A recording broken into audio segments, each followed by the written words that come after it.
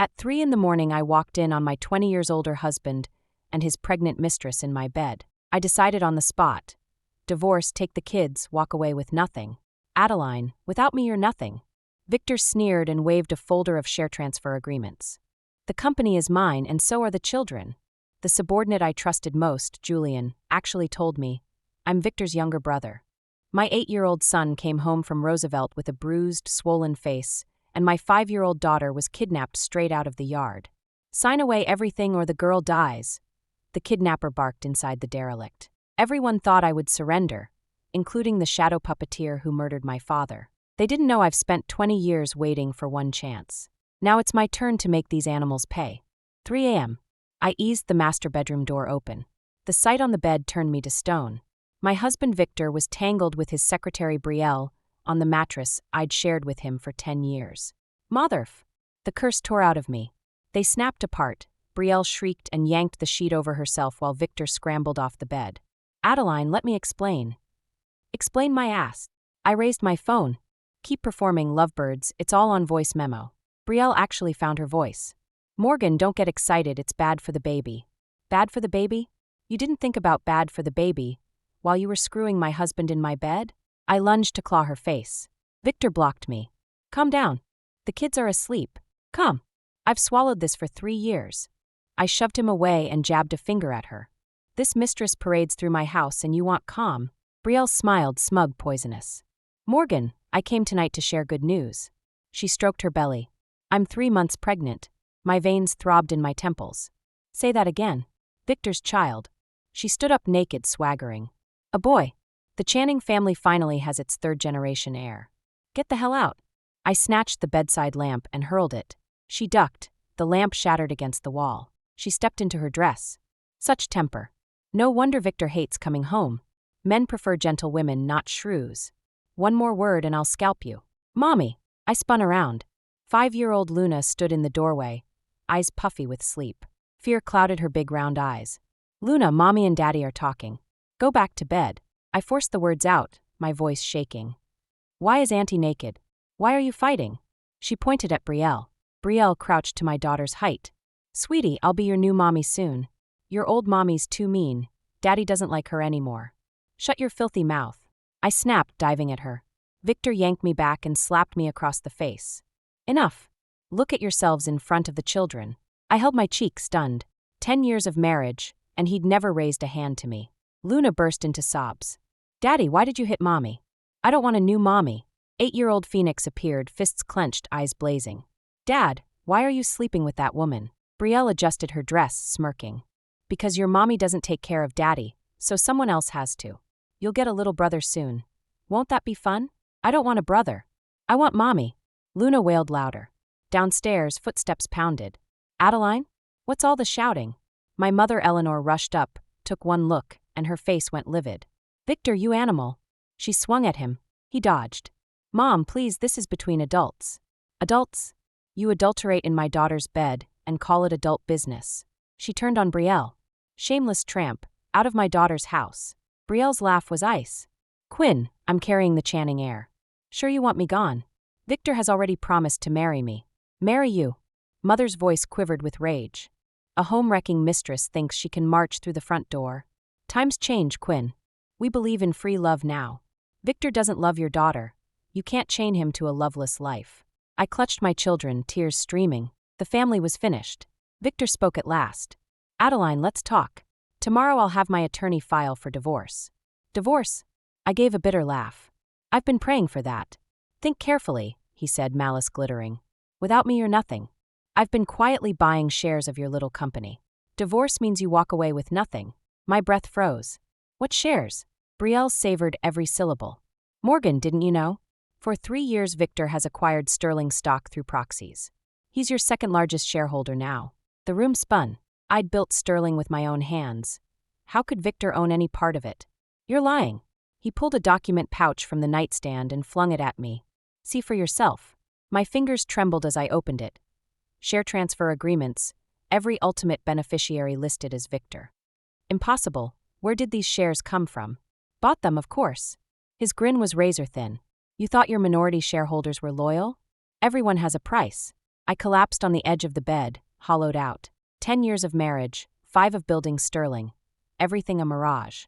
Suddenly urgent knocking boomed from downstairs. Who's here this late? My mother called, heading down to open the door. After a minute I heard a familiar voice. Sorry to bother you so late, Mrs. Sterling. I heard a commotion and came to check on Adeline. It was Julian, my VP of strategy. Of all the hopeless moments tonight, at least one person cared. Mom led him upstairs. Perfect timing. See what this animal did. Julian stepped into the room, took one look, and his expression darkened.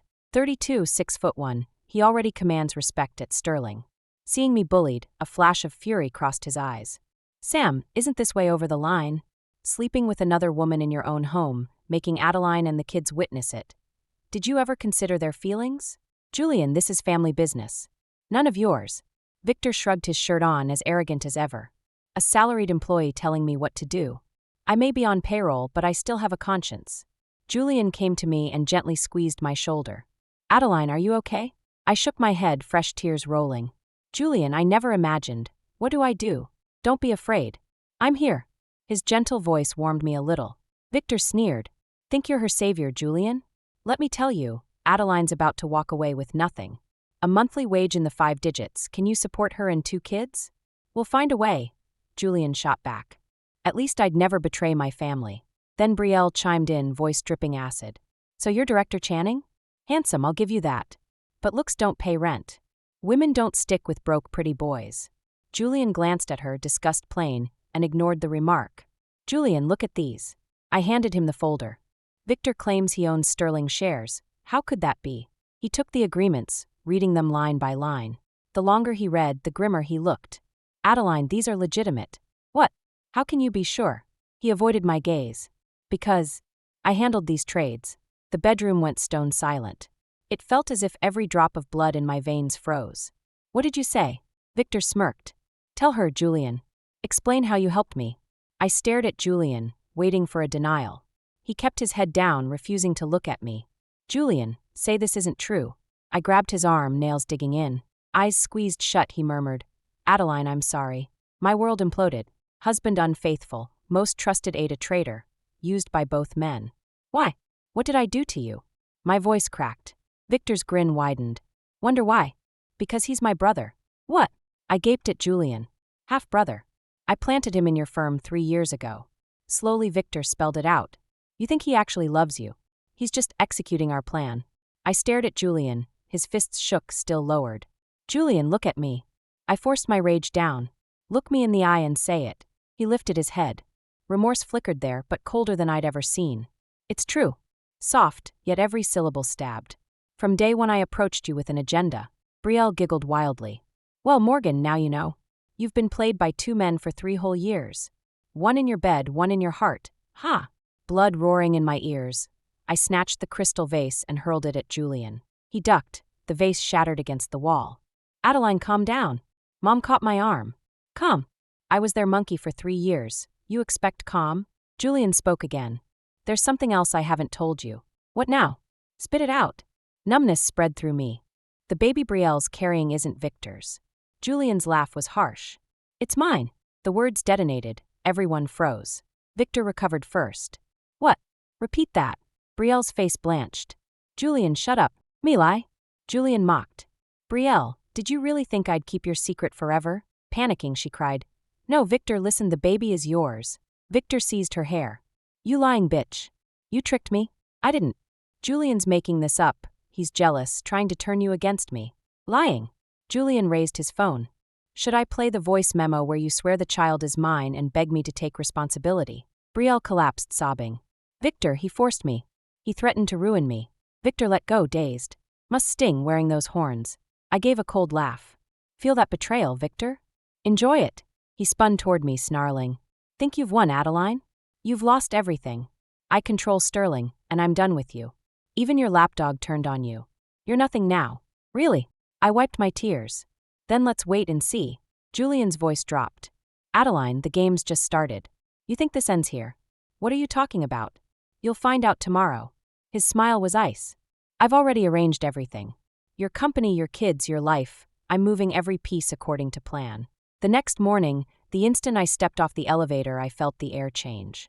People who usually greeted me with bright smiles now detoured around me as if I were contagious.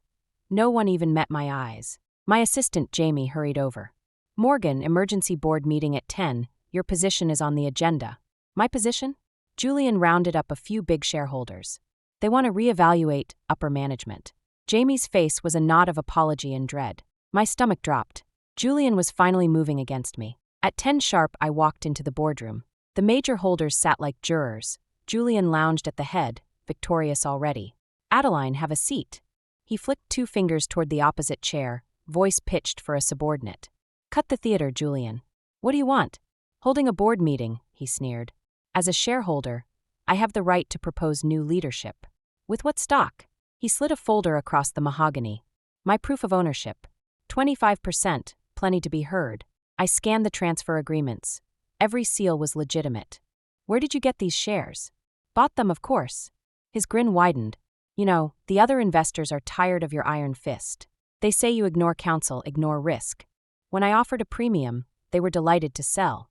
The men and women around the table studied their portfolios, guilt radiating from every lowered gaze. "So you intend to fire me?" "Rebalance, not fire." Julian oozed false sympathy. "Step back, tend to your messy household. Let a steadier hand run the day-to-day mine." "In your dreams." I slammed the desk. "I built this company. Not anymore." His chuckle scraped the walls. 7 votes for, 2 against. "The resolution carries. You're relieved as CEO." The room spun. My life's work, snatched in 5 minutes. My phone vibrated. Roosevelt's nurse. "Taylor, Phoenix is hurt. You need to come now." He tangled with 6th graders. "He's in the clinic, possible broken nose." I bolted from the building without closing my briefcase. Phoenix sat on the cot, cheeks purple, lips split. "Sweetheart, who did this?" "Big kids," he sobbed. "They said your trash dad threw away." I fought, but there were 4. Rage flashed white hot. How did playground mouths learn gossip meant for charity galas? "Taylor, the other parents are here," the nurse murmured. 3 women dripping diamonds sauntered in, lips curled. "Your brat attacked first," the tallest declared. "My boy only repeated facts. Yours went animal and bit. Violent at 8, imagine him at 18. Facts," I said ice cold. "Your husband keeps a pregnant mistress. The whole city knows you're dumped." She smirked. "Truth hurts, huh?" I seized her silk lapels. "Who fed him that phrase?" "Let go, psycho." "Answer me." I shook her.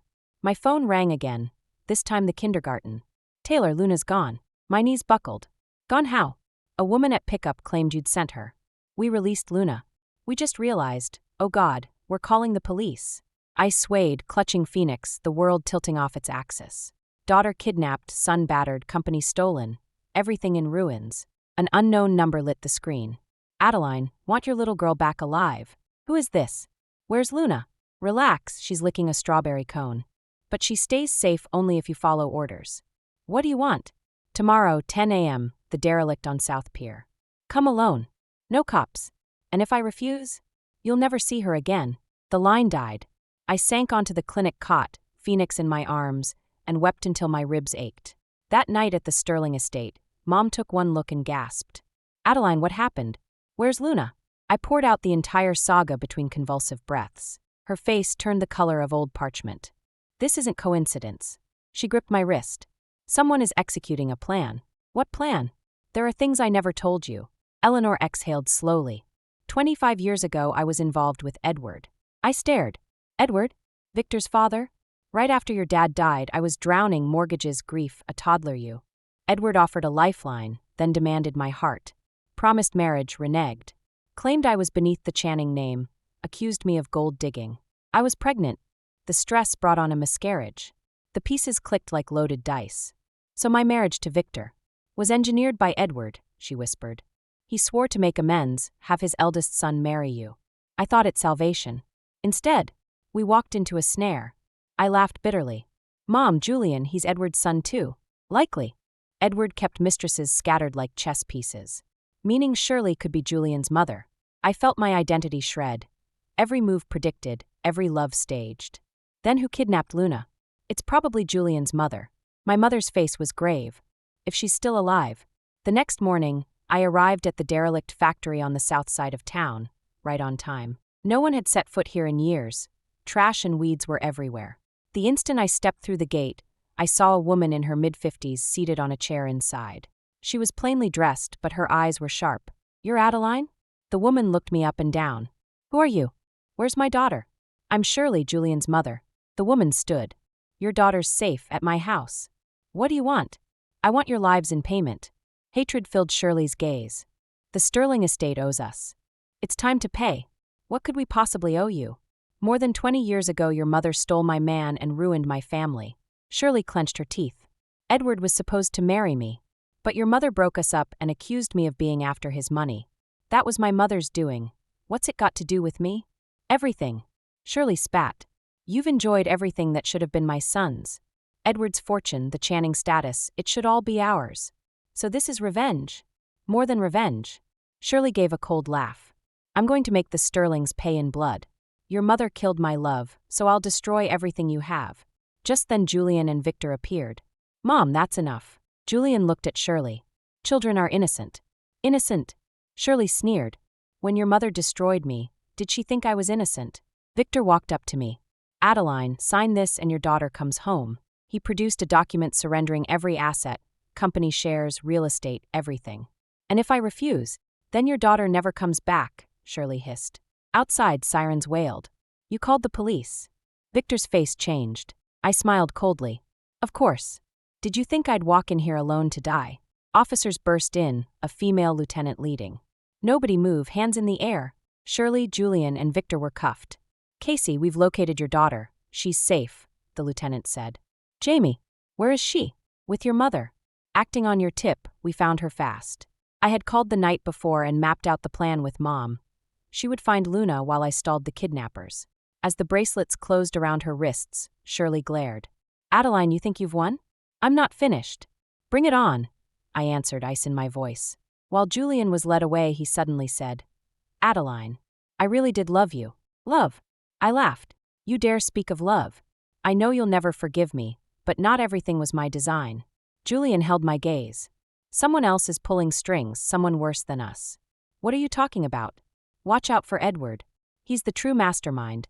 The police took them all, leaving me alone in the cavernous factory. Back home I crushed Luna to my chest. She sobbed against me. "Mommy, I thought I'd never see you again." "Never, baby. Mommy will never leave you." Mom sat nearby, her expression still dark. "Adeline, this isn't over." "What do you mean?" "Edward hasn't shown his face," she said. "With his pride, he won't let this slide." Sure enough, the next dawn my phone rang. "Adeline, it's Edward. Victor's father, the 78-year-old patriarch." "What can I do for you, Mr. Channing?" I asked coldly. "Yesterday was regrettable. My worthless sons caused you grief." Edward's voice stayed calm. "Let's meet and clear the air. There's nothing to discuss." "Oh, but there is, about the truth behind your father's accident." My heart skipped. "What truth?" 3 o'clock this afternoon, Shangri-La Cafe. "I'll be waiting." I told Mom as soon as he hung up. "Don't go," she warned. "That old fox is deadlier than his sons." "I'm going," I said firmly. "I need to hear what he'll admit." At 3 sharp, I stepped into the Shangri-La Cafe. Edward was already there, impeccably tailored despite his wheelchair, eyes alert. "Adeline, please sit." His manner was almost gentle. I took the chair and cut straight to it. "What do you want to say?" "First, an apology." He looked at me. "I wronged you and your mother. An apology fixes nothing." "Of course not." Edward gave a rueful smile. "That's why I intend to make amends." "How?" "By telling you the truth." He held my eyes. "Your father's crash was no accident." My fists clenched. "You arranged it?" "Yes." Edward didn't flinch. "Back then your father stood between Eleanor and me." In a moment of blind rage, "You monster." I sprang up and struck him. He didn't dodge, letting the blows land. "Hit me. I deserve it." "Why?" "Why kill my dad?" I shouted through tears. "Because I loved your mother too much." Pain flickered across Edward's face. He threatened to expose us, to bring my family crashing down. "So you murdered him." "For over 20 years I've regretted it." Edward's gaze dropped. "That's why I pushed Victor to marry you." Some twisted attempt at restitution. "Restitution? You call that restitution?" I laughed bitterly. "Wed me to my enemy's son." I know how insane it sounds. Yet I wanted to atone.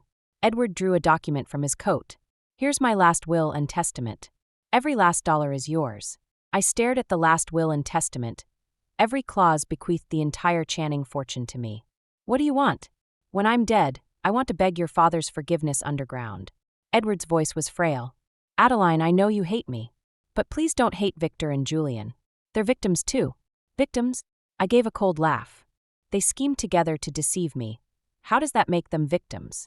I forced them, Edward said, anguished. I told them that if they didn't follow my plan, I'd disown them as Channings. I froze. What plan? To make you hate us and then to atone with my death. Edward held my gaze. Adeline, your father's death is my sin. The next generation shouldn't bear it. My mind reeled. What was the old man saying? So you arranged everything? The cheating, the betrayal? Yes. Only that would make you truly hate us. Edward coughed, his face bloodless. Then I could end it all by dying. You're insane. Maybe. He gave a bitter smile. But I can't die with this guilt. I have to give you the compensation you deserve. At that moment, the Shangri-La Cafe filled with people. I looked up, police. Edward, you're under arrest for intentional homicide. Come with us. Leading them was the same female detective from yesterday. Edward offered no resistance as the cuffs clicked shut. Adeline, the will is with the lawyer. I've taken care of everything. Wait, I called. Was Shirley telling the truth? Did my mother steal you away? Edward shook his head. No. I loved two women but could only choose one. I chose your mother. Shirley couldn't bear it and broke down. And Julian? Did he ever love me? He did. Edward's tone was certain. Later he wanted to stop the plan, but I threatened him. Adeline, if you can forgive him, give him a chance. The officers led Edward away. I sat in the cafe feeling the world turn upside down.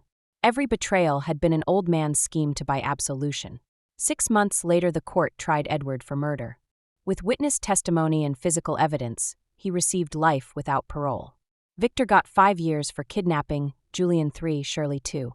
After giving birth, Brielle vanished with the baby. I inherited every Channing asset, companies, mansions, the lot, and regained control of Sterling Ventures. Yet I felt no joy. One day I visited Julian in prison. Adeline, you came. The orange jumpsuit hung loose on his thinner frame. I have one question. I studied him. These 3 years, how much of what you felt for me was real? He was silent a long while. Except for the first approach, all of it. Even with Brielle? That was theater.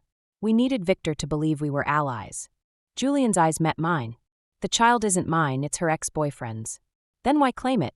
Only by doing that could we push Victor into desperation and expose more of his moves. Pain flickered across his face. I knew it hurt you, but Edward threatened to harm you and the kids if I didn't cooperate. Tears slid down my cheeks. Julian, do you still love me? He asked. I shook my head. I don't know. The lies cut too deep. When I get out, may I try to win you again? I stood. I'll think about it. 2 years later, I moved with the children to a new city where no one knew our past. Phoenix and Luna thrived, slowly forgetting the nightmare.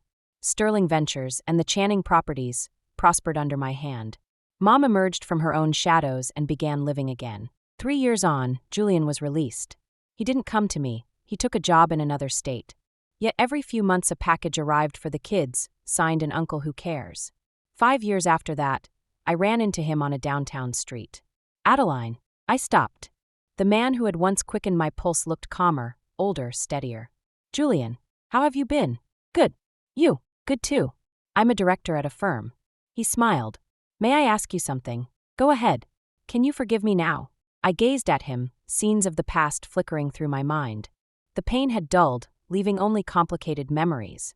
I already have, I said. But we can't go back. I know. He nodded.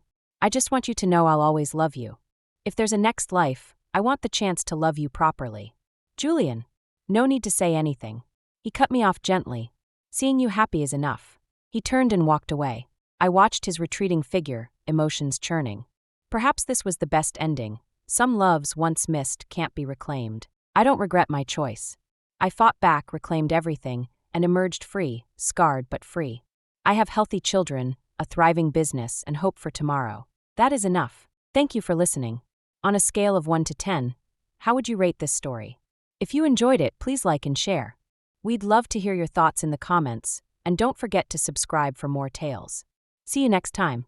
3 days before the wedding, I brushed my hand against a hidden panel in Chase's study. What I saw inside is seared into my memory. A room no bigger than a few dozen square feet was crammed, neatly, obsessively, with another woman's photos and belongings. Thousands of items, each tagged and catalogued with devotional care. Aged 8, Sophie braided me my first ring. Inside a velvet box worth millions sat a dried grass promise ring, brittle with age. Aged 18, Sophie's first gala gown. The decade-old dress bore the fresh scent of starch, recently pressed. Tens of thousands of relics, every one labeled, every one treasured. On the central table lay a yellowed envelope. Inside, a single line. Aged 23, Sophie married, my heart died with her. I traced the still damp tear stain and my knees buckled. The man I'd loved 8 years was nothing but a living corpse. Fine, then I would give them their happy ending. Before we go on, please subscribe and tell us where you're listening from. I stumbled out of the study and called Dad. Dad, I'll go through with grandfather's strategic alliance. Surprise turned to joy on the other end. Good, good. That guy or boy's too cold, you'd never be happy. Look at Logan, he's warm, real, alive. He hung up mid-lecture. I stared at the open hidden panel, bitterness flooding me. In 8 years Ellis had never let me spend a night here. My toothbrush, slippers, towel, everything disposable, set out for a guest. After every brief intimacy, those items and I vanished together. At first I cried, raged. All I got was his chilled reassurance. Skylar, I have germ phobia.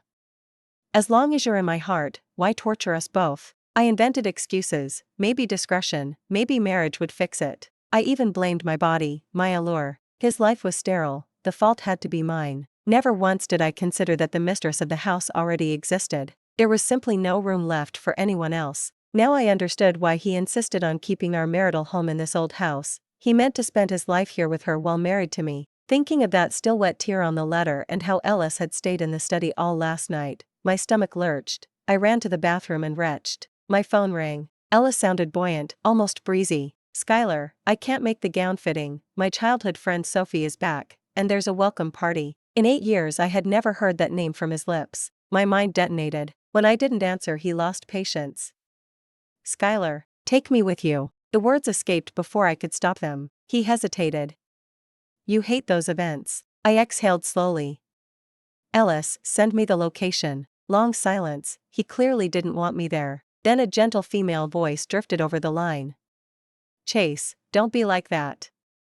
Let her come, the more the merrier. The call cut off. 2 seconds later a pin dropped. Come, but don't make a scene. I glanced at the map, the Geyer Love Nest estate, the place I'd begged to visit for 8 years and been denied. It was where his parents met. 20 years ago his father bought the land and built the estate as a gift to his mother, never open to outsiders. Its reputation for romantic devotion was legend. Everyone assumed the next event there would be Ellis's wedding. They overestimated me. A single casual mention and Ellis had exploded. Keep your hands off their love.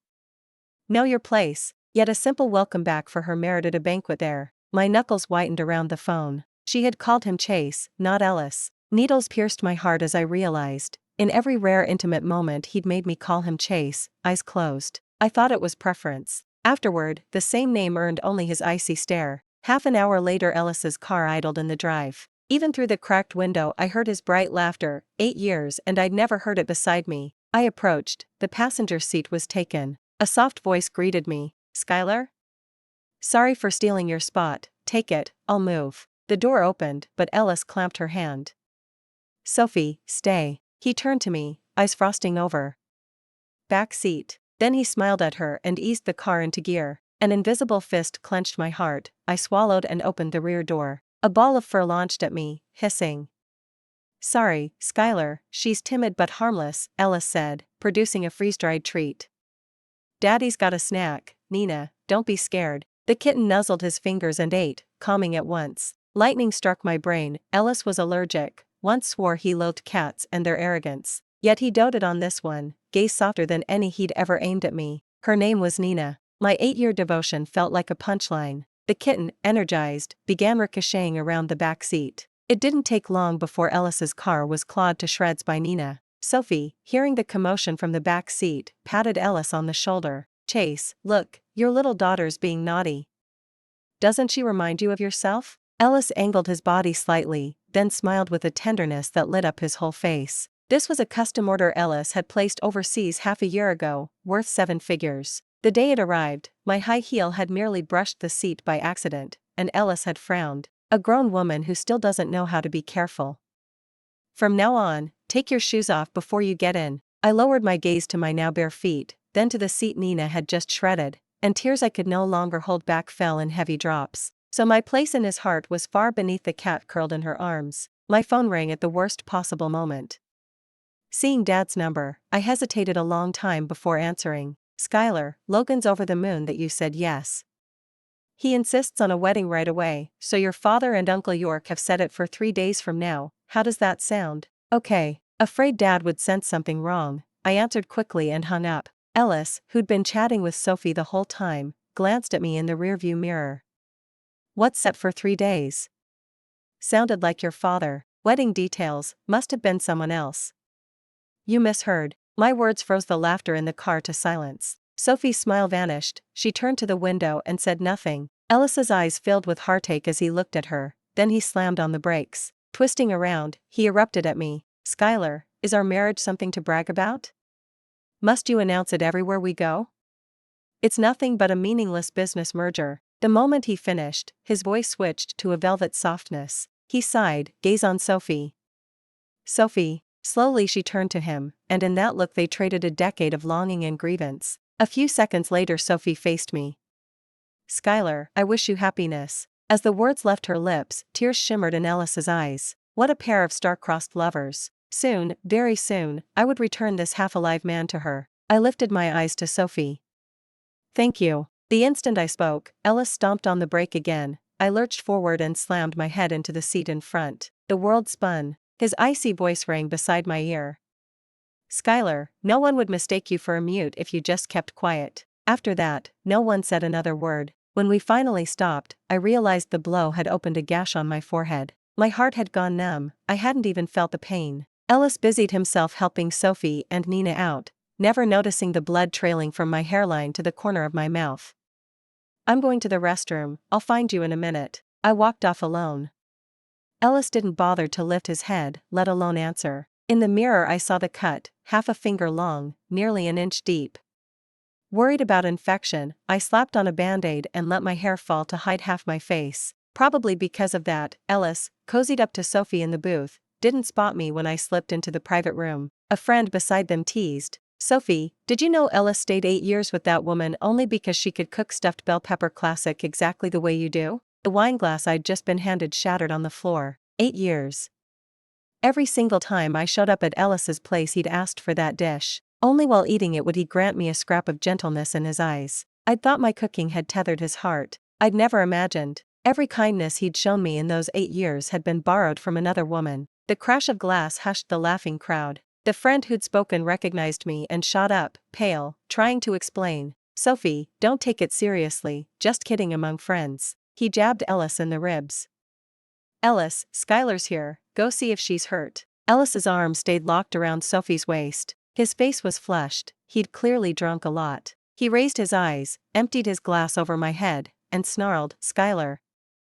I told you, come if you want, but don't make trouble. You think my word is wind? Sneaking in here looking like some ghost, who are you trying to haunt? The alcohol soaked the band-aid, it slid off, and pain stabbed deep into the wound. The same friend noticed, tugged Ellis's sleeve. Ellis, she really is hurt. Quiet as she is, what did she do wrong? Cool down, go talk to her. The room fell deathly still. At last Sophie dabbed wine from Ellis's wrist and murmured, Chase, go check. Before she could finish, Ellis kicked the sideboard over, pointed at me with bloodshot eyes and roared, get out. Nina, startled, rubbed against his ankle. Feeling her tremble, he scooped her up, soothed her, and speed dialed. Send someone to escort the guest out. My feet felt cast in lead.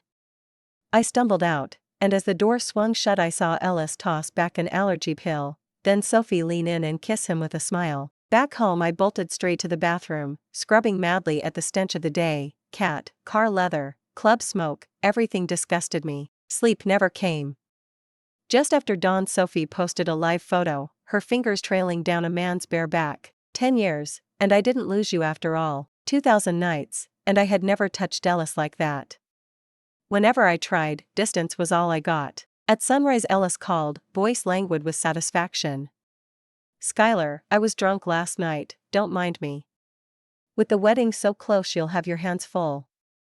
Sophie isn't staying long, but I have to play the host. I smiled. Of course. I'll make sure this wedding is one you'll never forget. Ellis sounded surprised, then chuckled. Skylar, you're always so understanding, no wonder Mom and Dad adore you. Yes, now I see the only ones who ever loved me were his parents. 2 days before the wedding, I canceled the reception, canceled the officiant. According to the contract, the cancellation clause had also been sent to Ellis, but I knew the man whose heart was glued to Sophie wouldn't even notice. Sure enough, 2 whole days passed without a word from Ellis. On the wedding day I sat at the airport staring at a boarding pass for a flight leaving in 2 hours, and after a long hesitation I finally dialed Ellis. The phone rang a few times with no answer. The moment I hung up, Ellis, who never calls back, actually did. I could tell he was forcing down his irritation. You're in a rush, but can you quit acting like it's life or death? After today all of Eastbrook will know you're Mrs. Geyer. Are a few minutes going to kill you? The thing had only rung a couple of times. When I stayed silent his tone softened a notch. Sophie's in a lousy mood today, I'll keep her company and then I'll come. Mom and Dad have landed and are heading to the venue, cover for me in a bit. He hung up right after. Oh, bad mood, so he can ditch the wedding I've waited 8 years for. I stared at my shoes and laughed out loud. Logan had texted me well over 100 times since early morning. I randomly picked one of the reception photos bearing both our names and sent it to Ellis. Ellis, I'm giving up the seat of Mrs. Geyer.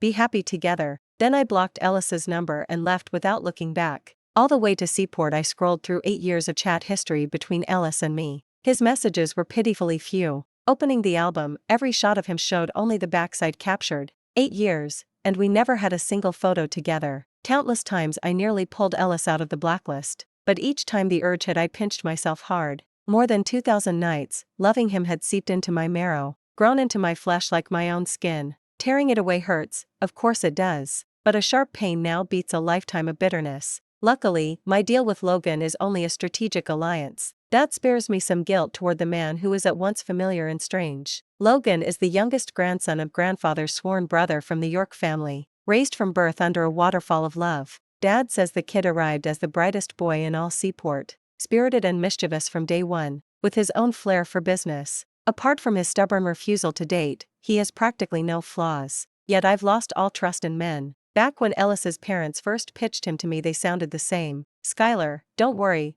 our Ellis is only a little aloof, nothing else. But that single nothing almost cost me my life. As for the York heir, pushing 30 and still unmarried, who's to say he isn't another pit of fire? Still, fresh out of the swamp, I can't afford to overthink. The instant I exited the gate I saw Mom and Dad waiting. Dad moved ahead to pull my suitcase. Mom threaded her arm through mine and murmured, Skylar, Logan moved his grandfather's chosen auspicious time back a full hour just to suit your flight, something Ellis could never manage in a million years.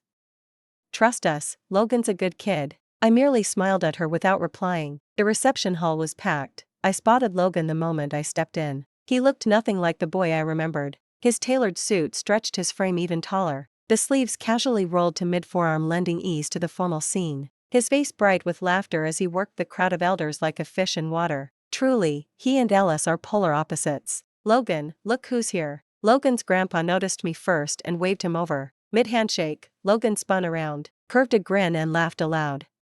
The wife has arrived, and she didn't even make a sound? Shoving through the guests he strode toward me. When Mom and Dad heard him call me that they giggled behind me. As Logan reached me I instinctively stepped back, forcing a smile as I answered, the ceremony hasn't started, don't call me that. The words were barely out before I regretted them. They hurled me back to every scene with Ellis across those 8 years. At first I too had wanted to be like sweet couples, to tease him in public with a playful husband, but the very first time he'd snapped, Skylar, I didn't expect you to be so cheap. We don't even have a license, why are you calling me that? The chill I felt that day still lingers. I don't want to become another Ellis, so when I looked at Logan again there was apology in my eyes. Yet Logan only burst out laughing at my awkwardness, ruffling his grandpa's hair as he joked. Grandpa, no wonder you picked her, she's hilarious. His stunt shocked me. Old Mr. York, a legend who terrifies boardrooms, is feared even by Logan's own father in public. Yet Logan treats him like this, and the old man just beams. Whatever the case, Logan's easy nature lets me breathe. With Ellis every minute felt like walking on eggshells. Today tells me that may be over. A match of mutual consent, blessed by both families, everything flowed. Our wedding ended in laughter and cheers. After seeing off the parents and the York clan, only Logan and I remained in the vast reception hall. Exhausted from the day, Logan looked drained. He slipped off his jacket and draped it over his forearm. When he looked at me again, the laughter was gone from his eyes. "Skylar, thanks for promoting this backup to leading man. I know you don't love me, but rest assured, I'll never treat you like Ellis did." His words snapped my newly loosened nerves tight again. I'd known all along that the man who could seize the York Empire in his 20s couldn't be all sunshine and jokes. For 8 years I'd tiptoed around Ellis, only to reap fresh humiliations and neglect. So this time I refused to run. I stand, meeting Logan's unreadable gaze. "Logan, I don't follow. We're a strategic alliance. If you weren't willing, you could have refused. I, Skylar, am not someone who has to marry you." Yet Logan's tone sounded like he was handing out charity. The uncertainty about tomorrow made me restless. "Skylar, that's not what I meant. I'm saying, whether or not you love me, I've already loved you for a very, very long time." This time I was the one who froze. I had imagined 10,000 ways he might explain himself, but never this one. I gave a bitter smile, still unsure how to answer, when the phone that had been silent all day suddenly shrilled. I glanced at the screen. Ellis's mom. I realized I'd forgotten to block her. Logan dipped his head just enough to see the number, then stepped back wordlessly and tipped his chin toward the phone. "You take it. I'll wait." After all, this was a man who had entangled me for 8 years, and his mother had once treated me kindly. I hesitated, then picked up. Her voice came out anxious. "Skylar, what on earth happened? Today was supposed to be your wedding to Ellis. He showed up halfway through, but you never appeared at all. You two said no guests, but his father and I have waited the entire day. Don't you think we deserve an explanation?" By the end her tone had turned accusing. I exhaled slowly. "Aunt Victoria, Ellis and I have broken up. I messaged him before I left. He can give you the details." "Broken up?" "Yes. Does your father know?" "A matter this big, Aunt Victoria, I'm already another man's wife. Ellis is no longer part of my life, so neither are you. I'm busy, goodbye." I hung up before she could finish. From her tone, Ellis had left the ceremony halfway through, yet she questioned me instead of her son. Interesting family. The instant the call ended, an unknown number rang through. Worried it was some loose end from wedding vendors, I answered without thinking. Before I could speak, Ellis's familiar snarl cracked through. "Skylar, how dare you hang up on my mother? She's an elder.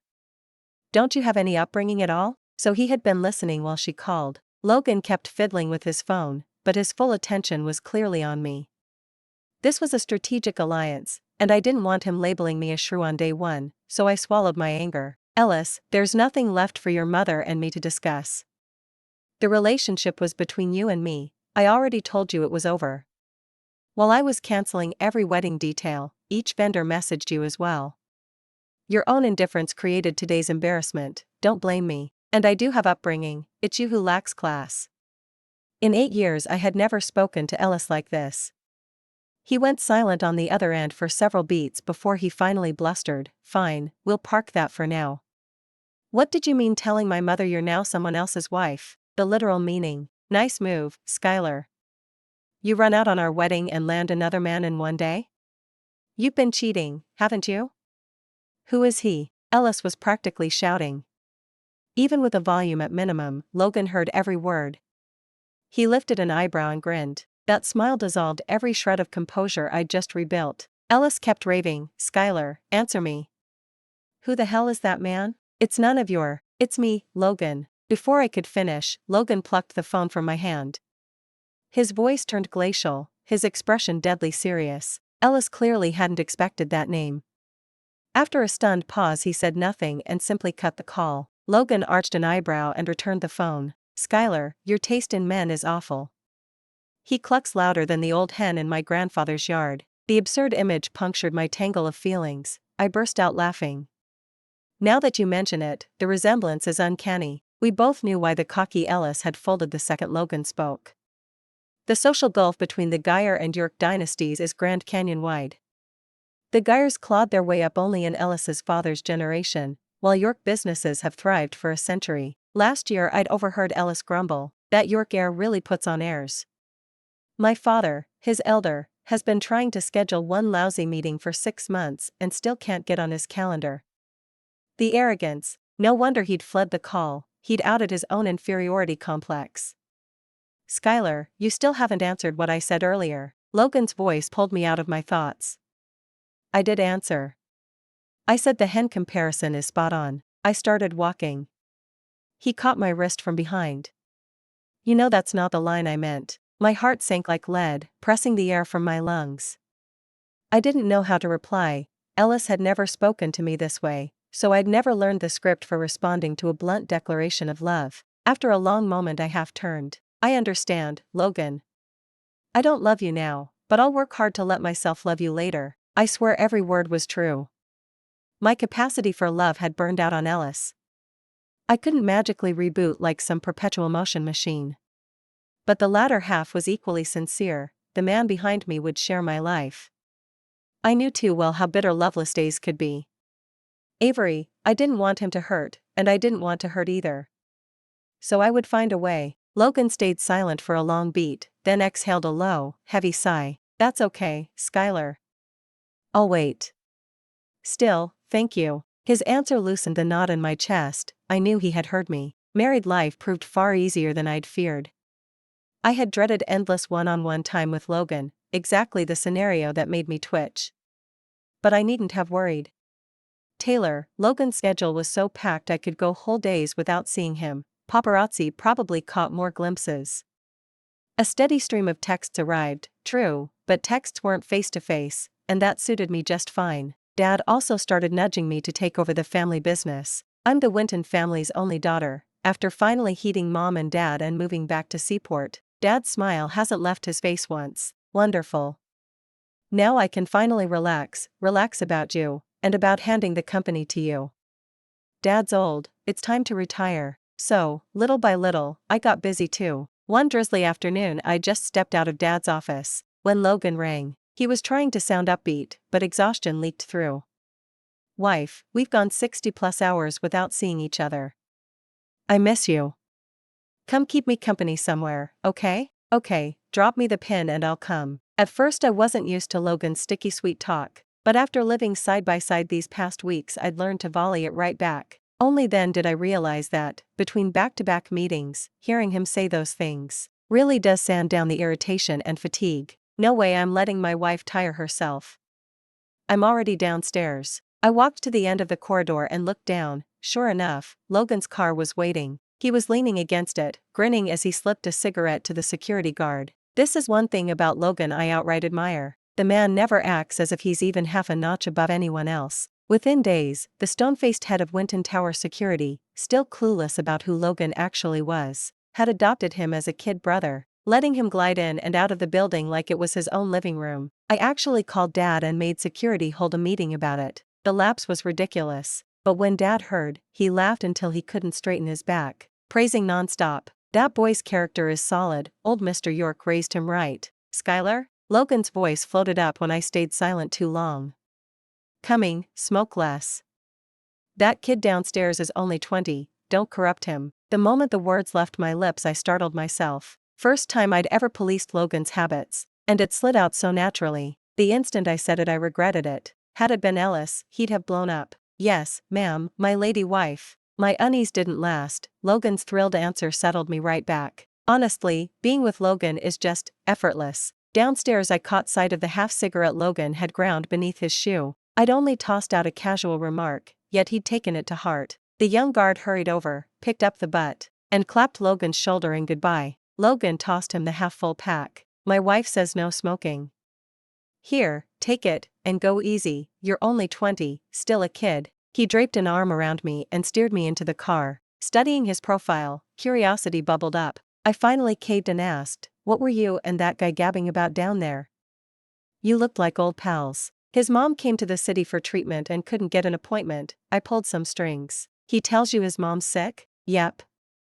Also told me a girl on the cleaning crews had a crush on him for half a year." Suddenly, just like Dad the other day, I burst out laughing. I thought Ellis and I would never cross paths again. He's a man who sizes up which way the wind blows. Surely he'd had someone confirm my marriage to Logan long ago. The Yorks aren't a family he can afford to rile, and I was never the one etched in his heart. He must have moved on. Yet midway through dinner with Logan, Ellis barged in half-drunk. The place is members only, and Logan had booked it out tonight. I never imagined Ellis could appear. Skylar, I want an explanation. I don't think I've ever faced a scene this mortifying. I tried to stay calm, but my chopsticks hovered between two dishes forever. Before I set them down, I forced myself steady and looked up. Nothing to explain. I saw what's behind the hidden panel in your study. You betrayed us first. Betrayed? On what grounds? Did you catch me in bed, or? I hadn't expected Ellis to be this shameless. While I hesitated over how to answer so he'd just leave, Logan, who'd been silent, stood and smashed his fist into Ellis's face. Scarlet blood sheeted down Ellis's nose. Emery, don't push your luck. Skylar's my wife now. You barge in demanding an explanation from Logan's woman. Go ask around Seaport who talks to me like that. I let you in tonight as a courtesy to her. Keep running your mouth and it won't be you I handle, it'll be your old man. I'd never seen Logan this cold. His voice stayed low, but frost-lined every word. Ellis slumped on the floor, resentment swimming in his eyes. Yet he kept weighing whether to stay. Finally he staggered upright, gulped down his pride, and tried again. Skylar, only after you left did I realize I really love you. Please, just one more chance? For some reason I felt laughter bubble up. Ellis, you're nauseating. I grabbed Logan's hand and marched out. I couldn't share the same air another second. I truly felt sick. Outside, Logan speed-dialed someone. Let's show the Geyer Company some special attention. I heard about Ellis again 2 weeks later. The Geyer empire was being squeezed by every major player, the business nosedived, and bankruptcy filings were days away. That so-called romantic, Geyer love nest estate had been seized to cover debts. Mediocre at best, Ellis could only watch the dynasty collapse overnight. Depression gnawed at him, his mind frayed. Sophie slipped out of Eastbrook long ago without a trace. In the end they still lost each other. The news reached me while Logan and I were at the hospital. Our lives were about to welcome a brand new heartbeat. For me, wasn't that a rebirth as well? Thanks for listening to today's story. On a scale of 1 to 10, how would you rate it? If you enjoyed this video, please like and share it with friends. We look forward to your thoughts in the comments. Don't forget to subscribe for more gripping tales. See you next time. Sis, I'm pregnant with Zane's baby.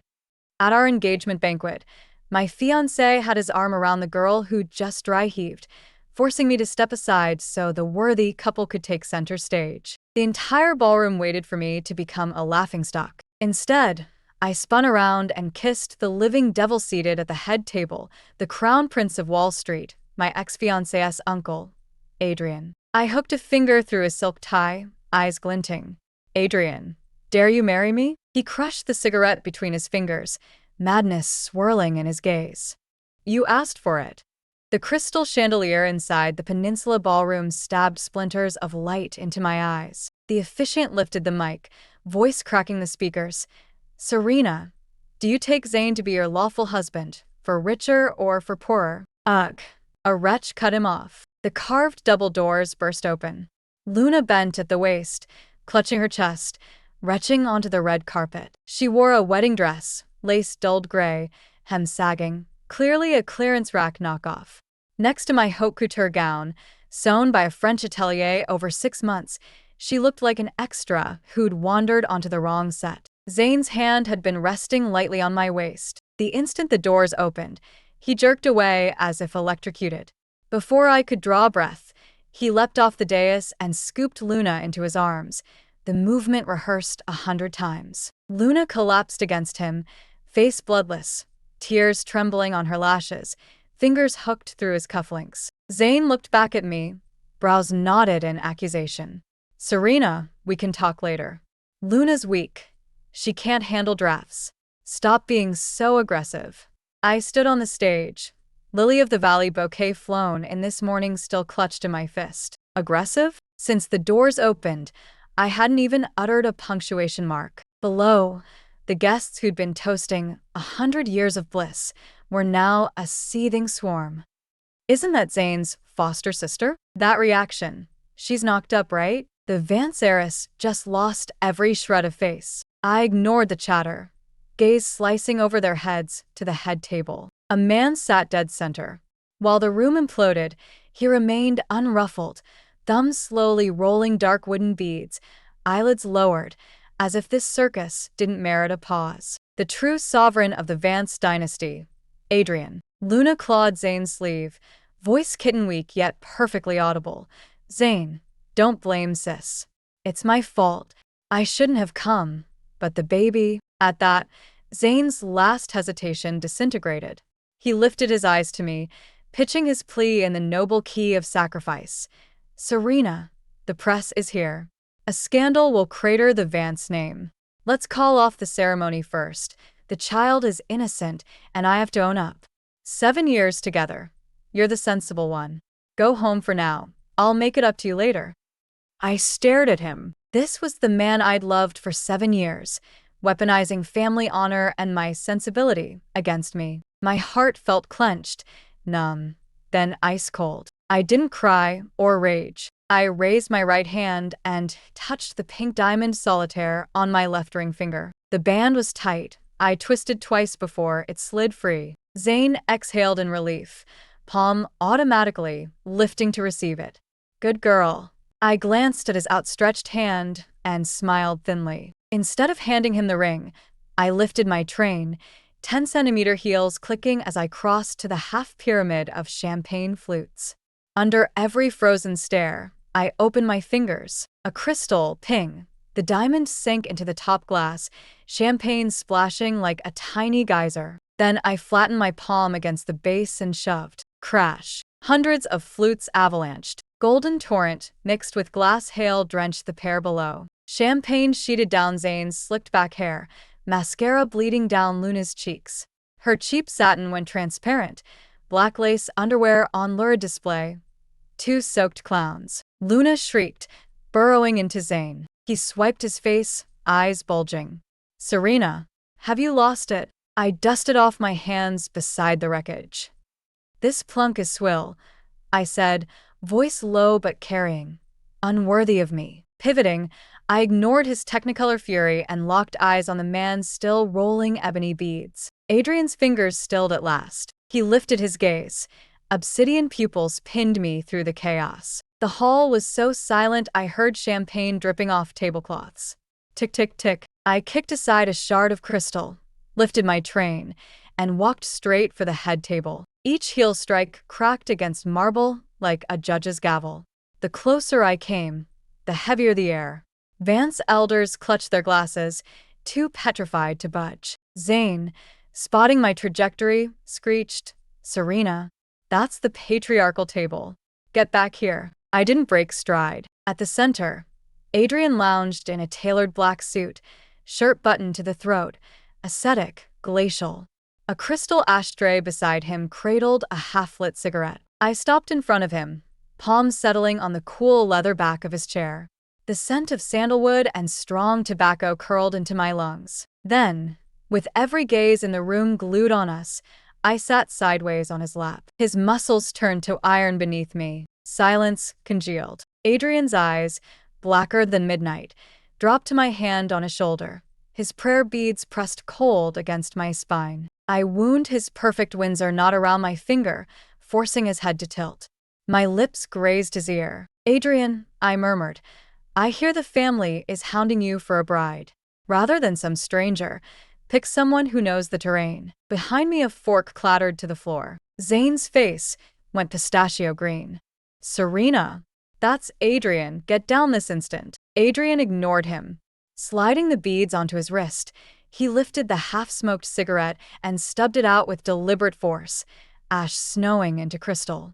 Only then did he look at me, predatory, unblinking. Miss Vance, his voice was gravelly from years of tobacco.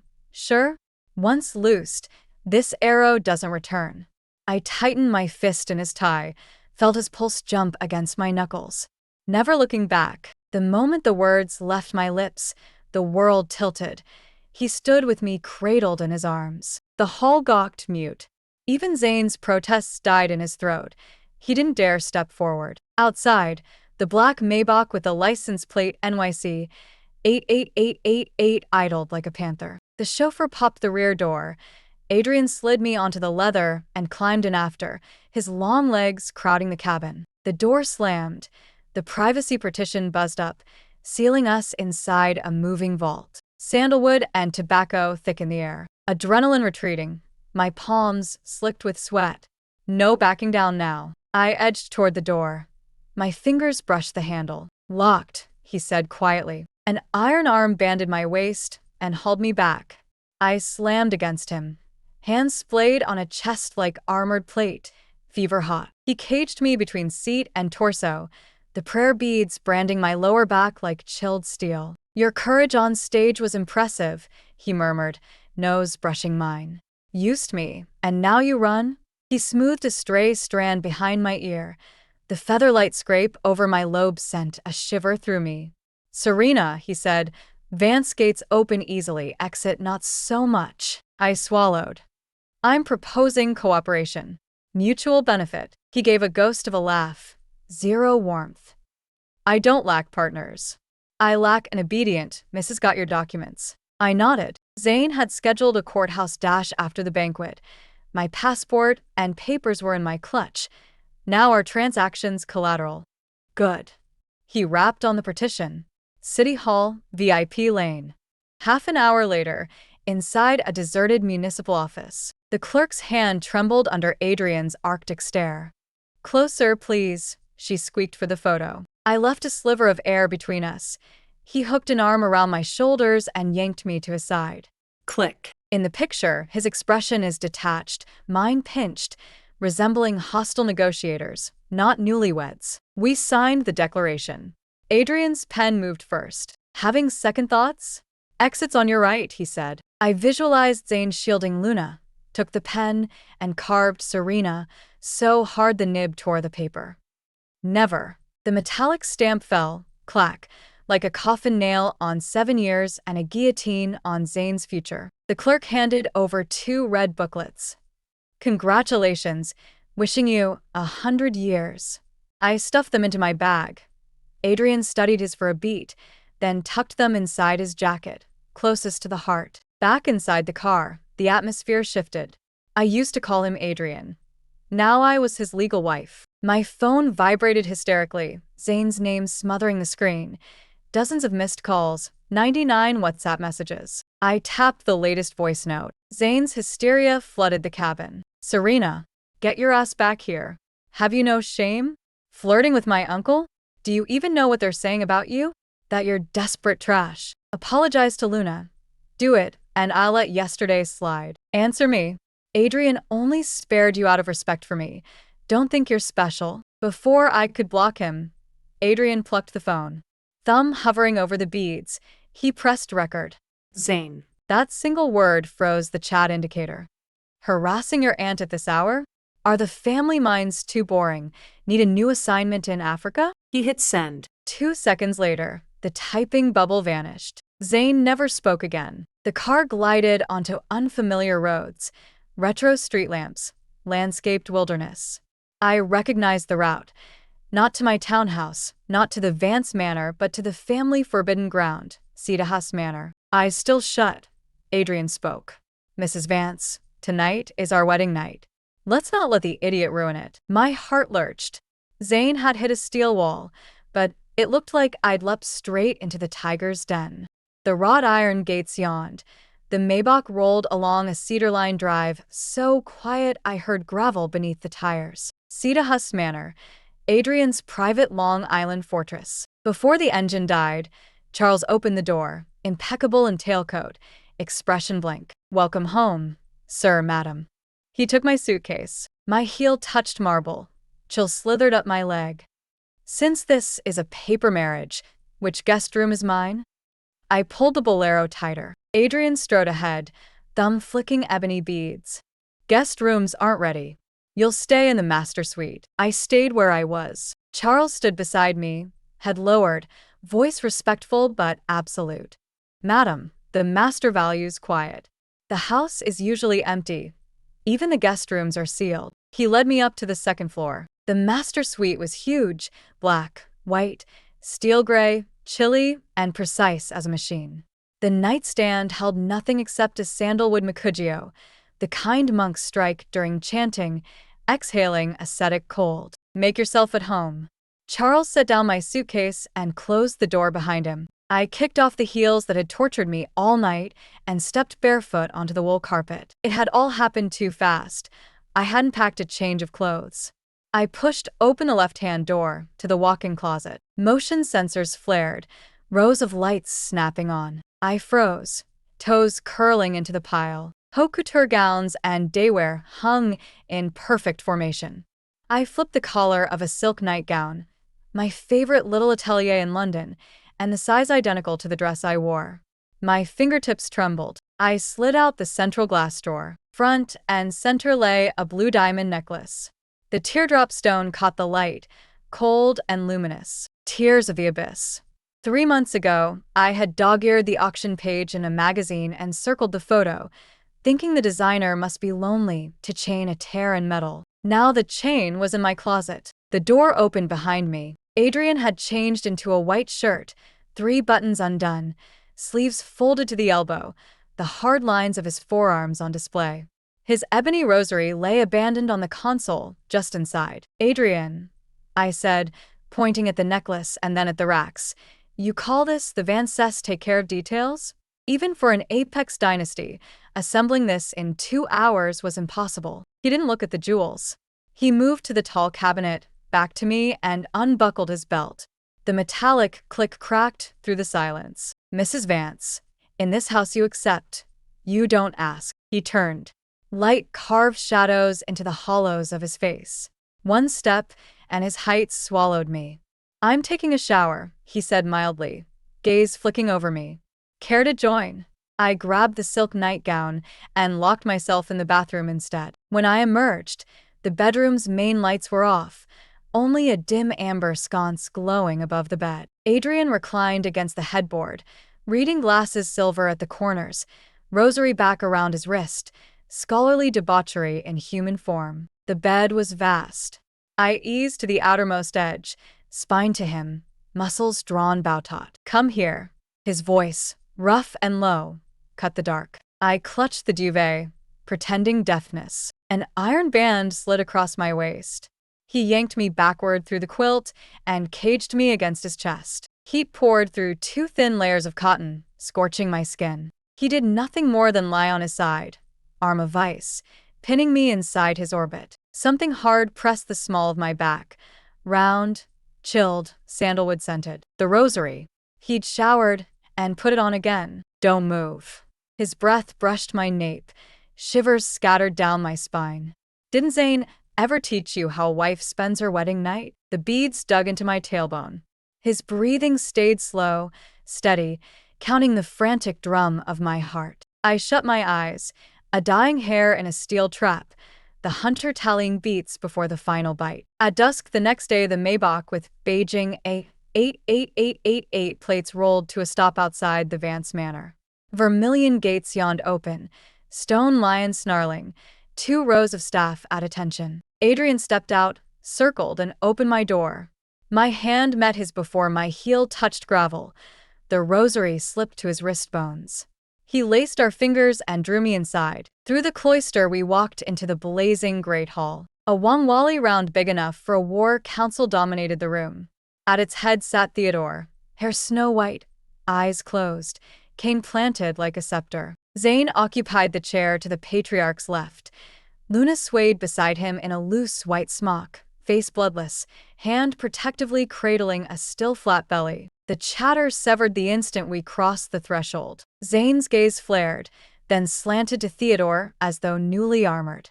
He rose with ponderous, head of the family gravity. "Serena, have you no sense?" he muttered, volume pitched for our ears alone. "Grandfather's health is fragile. After your hotel stunt yesterday, both stocks are down 2%. Billions on the line.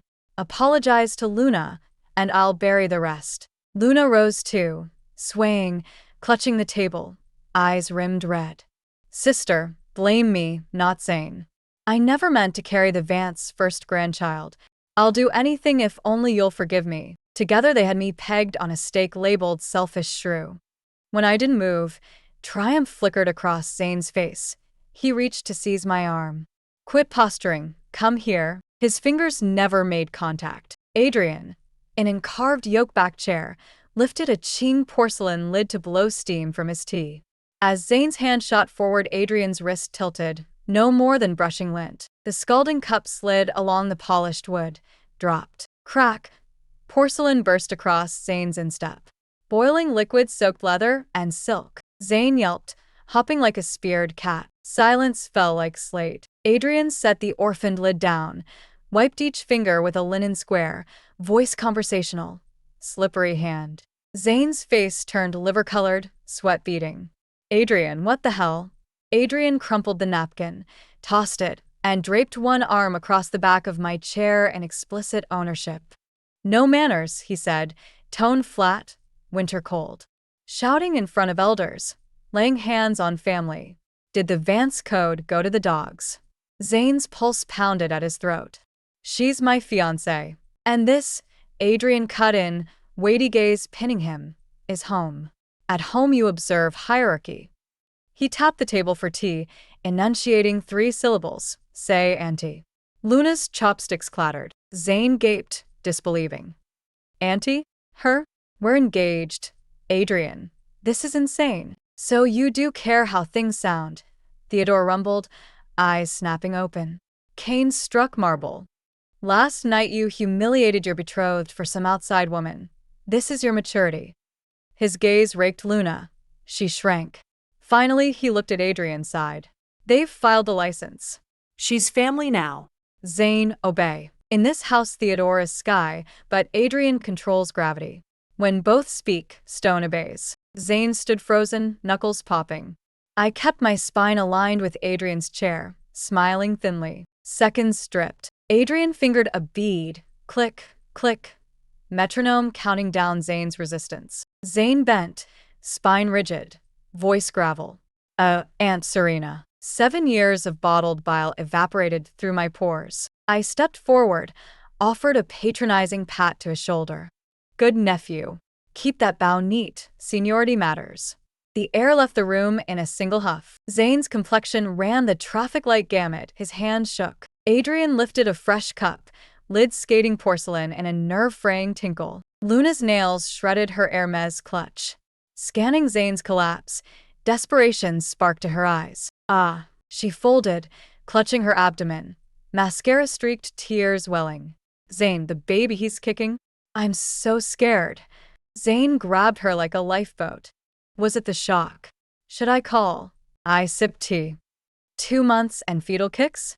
Either she's carrying the reincarnation of a sea demon or it's gas. Let Dr. Chin feel a pulse. Can't risk troubling the dynasty with indigestion. Zane snarled. Serena, must you drive her to the grave? And tried to carry Luna out. Clink. Adrian capped his cup. Charles materialized, bowing. Adrian flicked fingers. The air's sour. Remove the strays. Luna screamed as guards hoisted her. I'm pregnant. This is kidnapping. Zane lunged, stopped only by Adrian's quiet promise. Cross that threshold and your VP badge hits the trash tomorrow. His hand slipped from the jam. The car door slammed, muting Luna's wails. Adrian straightened my collar, voice honeyed. Too loud? Next time I'll gag them sooner. I kissed the bead resting on his knuckle. Riley, I do love peace and quiet. Monday, 9 a.m., Vance Holdings boardroom. I pushed through the glass doors. Zane occupied the chairman's seat, Montblanc spinning between fingers, a fresh contract waiting. He clutched files, face scarlet. Ms. Vance, the VP is forcing PR to sign the Star River collection over to Miss Whitaker. I set my iced Americano down with a thunk. Middle management screens snapped to safe territory. Star River, my team's 3-month grind. Milan-bound next month. Zane's eyes were purple-shadowed. Hospital cots don't suit him. About time. Sign. I scanned the clause. Transfer fee, $1. Assignee, Luna. Reason. Independent designer debut. I sat opposite him. You want to feed Luna my life work and brand her self-made woman? Can she even hold a pencil? Zane's brows crashed together. Serena, leave family spats at the gate. Last night you got a free ride on the family tree, and I swallowed the title, Aunt. But business is business. He rapped his knuckles on the table, voice clipped and corporate. Vance Capital is the largest investor in Vance Holdings. Luna's emotionally unstable right now. The doctor says she needs a win. Hand her this project as compensation. A man like Adrian only cares about ROI. If he thinks you're blocking a merger for personal spite, whose side do you think he'll take? So that's the ambush. He believes Adrian married me purely to pacify the board and won't lift a finger if I'm devoured alive. I reach for the contract. Zane's face softens. Smart. We're still on the same team, whatever the family tree says. Sign it. Rip. The tearing sound detonates across the conference room. I slice the A4 sheet in half, fold, and shred again until nothing remains but confetti. I flick my wrist, scrap snow over Zane's shoulders. You! Zane vaults up, his chair shrieking across marble. Serena, don't push your luck. I dust my fingers and hit the intercom. Security, send a team. And call an emergency board meeting. 10 minutes. 10 minutes later, the room is packed. I leave Zane in his seat, pull a chair to the side, and plug a flash drive into the projector. The screen lights up. Crimson numbers glare like fresh blood. Take a look. I click the laser pointer. March. PR expenses, 800 grand. Recipient, Luna, Hermes Himalaya Crocodile Birkin. April. Travel, 1.2 mil. 2-week Maldives water villa. Passengers Zane and Luna. I keep reading. Zane's cheek twitches. He slams the table. Serena, you audited me? I'm Vance Corp's executive director. This is pocket change to us. Who else can authorize our capital if not me? Authorize for Vance? I slide a fresh printout across. Not our marriage certificate, but the just faxed equity custody, irrevocable proxy. The signature at the bottom. Adrian punches through the page. The corporate seal sits beside it like a crown. I fling the document in his face. Read it. Last night Adrian was afraid I'd be bullied, so he gave me this toy. I plant both palms on the table and lean in. All of his voting rights in Vance Holdings now belong to me, which means, Zane, I'm your boss. He snatches the page. The paper trembles as the name registers. The monk who never wastes a second on trivialities just handed a newlywed woman the nuclear codes. Per corporate law, I smile. You're under suspicion of embezzlement. You're fired, effective immediately. The doors swing open. 4 guards stride in. Zane's face drains. The sheet hangs midair. Impossible. Adrian would never. Escort him out. I straighten my cuff. Clear his office. Personal effects go to trash. They haul him up. Curses echo down the corridor until the elevator dings shut. Silence falls. I turn, sweeping the table. Anyone volunteering to keep him company? No takers. Great. Let's begin. I've barely sat when my phone buzzes. Caller ID. Hubby. Adrian texts having fun? 8 p.m. Bulgari Hotel Ballroom. Adrian and I occupy the second floor VIP box. One-way glass. Downstairs I spot Zane and Luna instantly. Cockroaches under crystal chandeliers.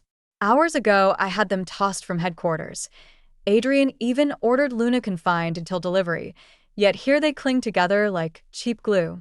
No belly-holding theatrics tonight. Luna's pour herself into a crimson backless gown, throat bare, chin daring the world to pity her. Adrian lounges on the leather sofa behind me, legs endless, catalog pages flicking. Without looking up, he says, "Lock a monkey in a cage, and who performs tonight?" I left the clinic a side door. Deliberate. The man's heart is darker than mine. Below, Zane's complexion is ash, but he keeps nodding at passers-by, desperate to prove he's still breathing after suspension. The auctioneer bangs his gavel. Lights dim to a single spot. Final lot, a 12-carat pink diamond necklace. Pink aurora. Scarlet silk slips away. The stone flashes like a scream. Gasps ripple. Luna's eyes turn heart-shaped. She fuses to Zane's arm, lips working overtime, no doubt cooing Zane boo. He straightens, paddle lifted. Opening bid, 3 million. Numbers climb. At 4.5, he tugs his bow tie and shouts. 5. Silence. He savors the stares. Color returns to his cheeks. Luna's chin could poke holes in the ceiling. I glance back. You joining? Adrian tosses the catalog, steps behind me, cages me against the rail. Like it. His chin rests on my shoulder, voice lazy, as if teasing a ragdoll cat. Good enough to wear once. Then take it. He reaches out and taps the red bid button, casual as calling an elevator. The display jumps from 5 million to 50 million. The auctioneer's gavel hangs midair. His mouth opens, convinced someone misplaced a decimal. The room erupts. A tide of faces tilts upward. Second floor bidder. 50 million, the auctioneer shrieks. Down below, Zane's whiskey sloshes across his crotch. He jerks toward the mirrored glass, pupil shot. Luna's smile collapses. She claws his sleeve. Yet he can't retreat. Ego on life support, so he lifts the paddle with shaking hand. 50 plus 10. Titters rise. From $1,000,000 leaps to a dime store increment. Miserly in neon. Adrian's chest rumbles in a soft laugh. Pathetic. He taps again. 80 million. The room turns morgue silent. Even breathing feels illegal. Zane's paddle clatters to the floor. He sways, knuckles white on the table edge. Sell every organ he owns, still nowhere near the down payment. Luna gapes, pupils quivering. Keep playing? Adrian whispers against my ear. Another round, and he'll auction a kidney. Adrian, even a sugar daddy has a budget. I mutter, thrilled yet dizzy. Charity Foundation's account, he says, nuzzling my cheek. Tax write-off. The necklace is just the cherry. Sold. Gavel falls. I hook my arm through his. Come on, husband. Let's collect my toy and rattle our nephew. Hand in hand we descend. Thick carpet swallows our footsteps, yet the crowd parts like the Red Sea. Zane and Luna wait near the foot of the stairs. Up close, Zane's hair is slick with cold sweat, his pomade wilts. He mutters sideways, loud enough for half the room. 80 mil for a rock. Only a sucker buys that hype. Total IQ tax. Luna forces a nod while her nails shred his Seville row lapel. The manager sprints over, tray trembling. Adrian, your purchase. Adrian lifts the necklace, as though it's a soldering. He turns, spotlights die against his shoulders. Face me, I oblige. Cool metal kisses my collarbones. His calloused fingertips graze my nape, sending a shiver south. Finally, he frees my hair from the chain. Adrian, Zane splutters, cheek muscles dancing. That's 80 million, bit much for. He chokes on his own sentence. Adrian finishes arranging my hair, then faces him, eyes flat, like appraising roadkill. Pocket change, he murmurs, retrieving a champagne flute he has no intention of drinking. Serena wanted it, so she gets it. Collective gasps vacuum the air. Zane's complexion graduates to liver. Words fail him. Adrian's gaze drops to the whiskey stains spreading across Zane's trousers, then to Luna hugging the balustrade. Zane, if you're broke, don't bring props. The stench of poor cheapens the family name. He sets the glass down with a crystalline clink and steers me through the pair. As I pass Luna, I tilt my head. The pink diamond comet trails light across her eyes. Envy radiates, 2 meters clear. Let's go. Zane snarls, yanking Luna so hard she yelps. They bolt, chased by flashes capturing every humiliating frame. Outside, night wind slaps me awake. The stone feels like a glacier on my throat. Satisfied? Adrian asks, holding the car door. I stroke the ice rock and grin. Thrilled. My wallet less so. He climbs in, rolling ebony rosary beads between his fingers. Cheaper than curing your taste. These days, Zane's life is a bad headline. The 80 million necklace became the running joke of every Manhattan group chat. Even minority shareholders snicker behind his back. Suspended and desperate, his only lifeline is Vance Corp's centennial gala. Family faces must appear, Theodore decreed. Even if they crawl. 7 p.m. Pinnacle of the flagship Midtown Hotel. I greet guests until my cheek muscles spasm and new Louboutins gnaw my heels. While Adrian is ambushed by bankers wielding champagne, I signal Charles and slip toward the lounge. Halfway down the corridor, staccato heels pursue. Urgent, offbeat. Trouble. I pivot. Luna stands in a loose champagne maternity frock, limited edition clutch in hand.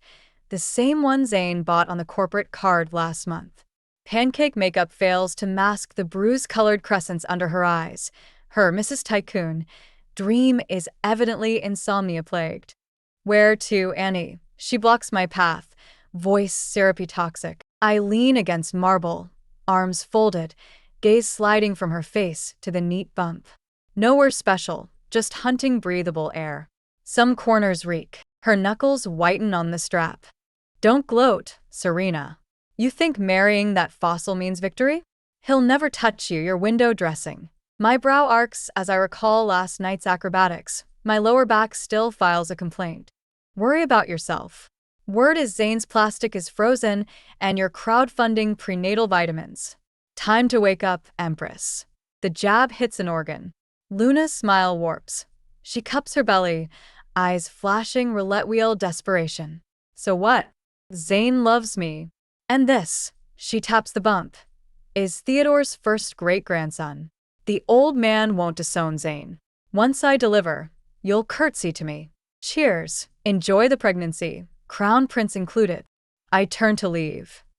Stop. She lunges, claws sinking into my forearm. We're balanced at the top of the spiral staircase, a blind spot behind a Roman pillar, only a decorative camera winking above. She's scouted the terrain. Her grip vices tighter. Then, in a blink, her face rearranges into horror. Voice rockets to a shrill wail. Sis, please. I know you hate me for taking Zane, but the baby is innocent. Don't shove me, don't. Alarm detonates in my chest. Before I can wrench free, she releases herself and pitches backward, arms flailing, triumphant malice blazing in her eyes. She's betting her life. Ah. A scream slashed through the elegant violin waltz drifting across the gala. Luna's body went ragdoll limp, tumbling down the red-carpeted marble steps one after another. Hud, hud, hud. The dull impacts made every scalp prickle. She hit the bottom with a final, sickening crunch against the waist-high porcelain vase at the foot of the staircase. Crash. Shards exploding everywhere. The ballroom froze for a heartbeat, then erupted. Accident. Someone fell. I stood at the top, looking down coldly. Luna lay among the splinters, a dark red puddle blooming beneath her, dyeing the champagne-colored silk a ghastly scarlet. She clutched her belly, face bloodless, lifted a trembling finger straight at me and wailed, Sister, why did you push me, my baby? Help my baby. The grand doors burst open. Reporters stormed in like sharks who'd smelled blood, long lenses raised, strobes firing, freezing the horror in frames. Zane barreled through the crowd. The moment he saw the blood, his eyes went vicious red. Luna! He dropped to his knees, afraid to touch her, then looked up at me with a glare that wanted me devoured. I stood on the landing, gazing down at the spectacle, the corner of my mouth hooking into an icy arc. You want a show? Let's make it a blockbuster. That pool of red beneath the stairs was blinding. Luna sprawled on the cold marble, white dress soaked crimson, still whimpering. My baby, sister. How could you be so cruel? The guests closed in, buzzing like flies. I lingered at the balustrade, an empty champagne flute between my fingers. The way she'd rolled, fluid, face protected, such polished technique, a waist she never went into stunt work. Luna! A strangled roar behind me. Zane shoved through, knelt, and at the sight of the blood began to shake, eyes bloodshot. Luna clutched his sleeve, tear-streaked yet breathless. Zane, it was sister. She pushed me, our baby's gone. Zane whipped his head around. That look, he wanted to swallow me alive. Without pause, he vaulted up the stairs, dress shoes hammering marble. I stayed put, lids lowered, a thin sneer flickering. No flinch, no retreat. The smile detonated him. He loomed, chest heaving, prelude to berserk. Serena, you poisonous witch. He roared, right arm arcing, wind whistling toward my cheek. A direct hit would ring my skull like a bell. Gasps, hands over eyes, I never blinked. Crack. Not palm on skin, but bone on bone. Zane's hand froze inches away, captured by a larger, tendoned grip. Veins rose on the attacker's knuckles, effortless, yet Zane couldn't budge. He followed the arm. Adrian now stood beside me, left hand still pocketed, ebony rosary untouched. His face held all the emotion of a quarterly report, eyes black ice. Adrian, Zane's bravado halved. He tried to jerk free. No use. A slight squeeze, pop, dislocated bones. Zane's scream wedged in his throat. Slap. Adrian's backhand landed full force. Zane spun half a circle, spine slamming the banister, lips split and bleeding. Silence fell, thick and suffocating. Adrian flicked lint from his sleeve, produced a linen handkerchief, wiped the hand that had touched Zane as though scraping off filth, then dropped the crumpled cloth at his feet. He stepped sideways. All 6'2" of him became a wall, cutting me off from prying eyes. He tucked a stray lock behind my ear, touch featherlight, a stark contrast to the demon who'd just struck. Only then did he turn, voice calm, yet carrying to every corner. Lay a hand on her? A tug at his lips. Zero warmth. Pure menace. You're not worthy. Zane sagged, cheeks swollen, disbelief flooding his eyes. Adrian, she shoved Luna. That's your grandnephew. You'll stand by this woman and ignore Vance's blood? A neat little moral trap. Murmurs rose. Too vicious. An innocent child. Scorned wife strikes. Rich people, ugh. Luna, hearing opinion flip, buried herself in Zane's arms, shoulders quaking, while, unseen, her mouth curled in triumph. Adrian listened without a flicker. His arms circled my waist. Heat seeped through silk, steadying me. Everyone seems very righteous, he drawled, fingers toying with his rosary. Since the truth matters, let's roll the highlights. He lifted his phone to an ongoing call. Quinn, take over central control. Switch the main screen. Entertain our guests. The hall dissolved into chaos. Reporters forgot decorum. Phones high. Several started live streams. Comment overlays already screaming. Dumped socialite pushes mistress. Vance heir dead. Luna kept wailing. My stomach, so much blood. Zane, our baby. Zane knelt helpless. Hatred for me crackling. The LED wall flickered. Black, then alive. Morgan, for K, 0 blind spots. Empty starehead. Luna peeked, ensured solitude. Her face snapped into venom. She leaned in, whisper carried by sealing speakers. Serena, guess whether Zane will kill you or rush me to our first. Lose the Vance heir. Can your life cover it? Gasps little white rabbit. Fiery viper. Next frame. My hands still in pockets, not one thread brushed. Luna, meanwhile, braced and flung herself backward, adjusting angle to protect her face, Olympic form. Silence, broken only by surround sound thuds of her descent, almost comedic. I tapped the discreet pearl brooch on my bodice. Pardon the drama. I treasure my life. Around rabid dogs, I carry insurance. Real-time feed to central control. Luna's crying choked mid-sob. She stared at the looping replay of her leap of faith and curse. No fake, she screeched, slapping the puddle. AI fabrication. Serena framed me. Zane, believe me, I really hurt. Zane's neck creaked as he turned from screen to Luna. He's dense, not blind. The malice on her face was pixel clear. Fabricated. Adrian's cold laugh. He signaled the doors. White coat doctors rolled equipment in. At the front, silver-haired Professor Zhang, stethoscope swinging, 2 aides and 2 nurses, looked like a CSI dispatch. Top OB from New York Presbyterian. Someone breathed. Luna turned corpse pale, scrabbling behind Zane. Stay away. I have my own OB. Not anymore, Adrian decreed. Mascari on Vance property. Be verified by Vance doctors. Fair, no. Nurses pinned her. Professor Zhang crouched, sniffed, frown collapsing into a canyon. What stinks? Perfumed kitchen spice. I caught it too. Chanel No. 5 attempting to mask chicken blood. Heat lamps baking the sweet iron reek into our skulls. Zane, now alerted, blanched. 2 fingers on Luna's pulse. 3 seconds. She thrashed. I'm pregnant. Harm the fetus. Professor Zhang straightened. Casey, yanked off stethoscope, announced to Adrian. Strong pulse, excellent blood flow, pristine uterine wall, no pregnancy whatsoever. A nurse, cleaning probes, muttered loud enough. Not pregnant. Day 1 period. This blood? Smells like fresh poultry plus corn syrup, lighter than a side leak. Boom. Room's wide short circuit. Period fake miscarriage? Legendary. Zane. Ultimate cuck. Camera swung. Flashes bleached Zayn's contorted face. Trending tab exploded. Hashtag LunaFoPregnancy. Hashtag ZaynTopSimp. Hashtag period miscarriage. Blood red breaking. Zayn trembled. Months of bags, condos, family bridges burnt for this child. All a hoax, chicken blood and menstruation. Vision. Luna crawled for his ankle. I love you.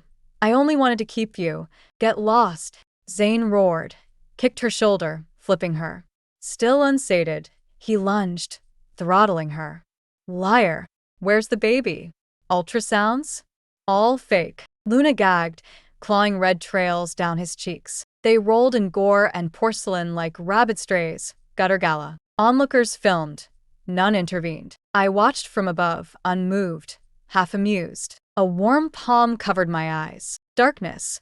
Only Adrian's sandalwood scent. Don't look, he murmured, lips at my temple.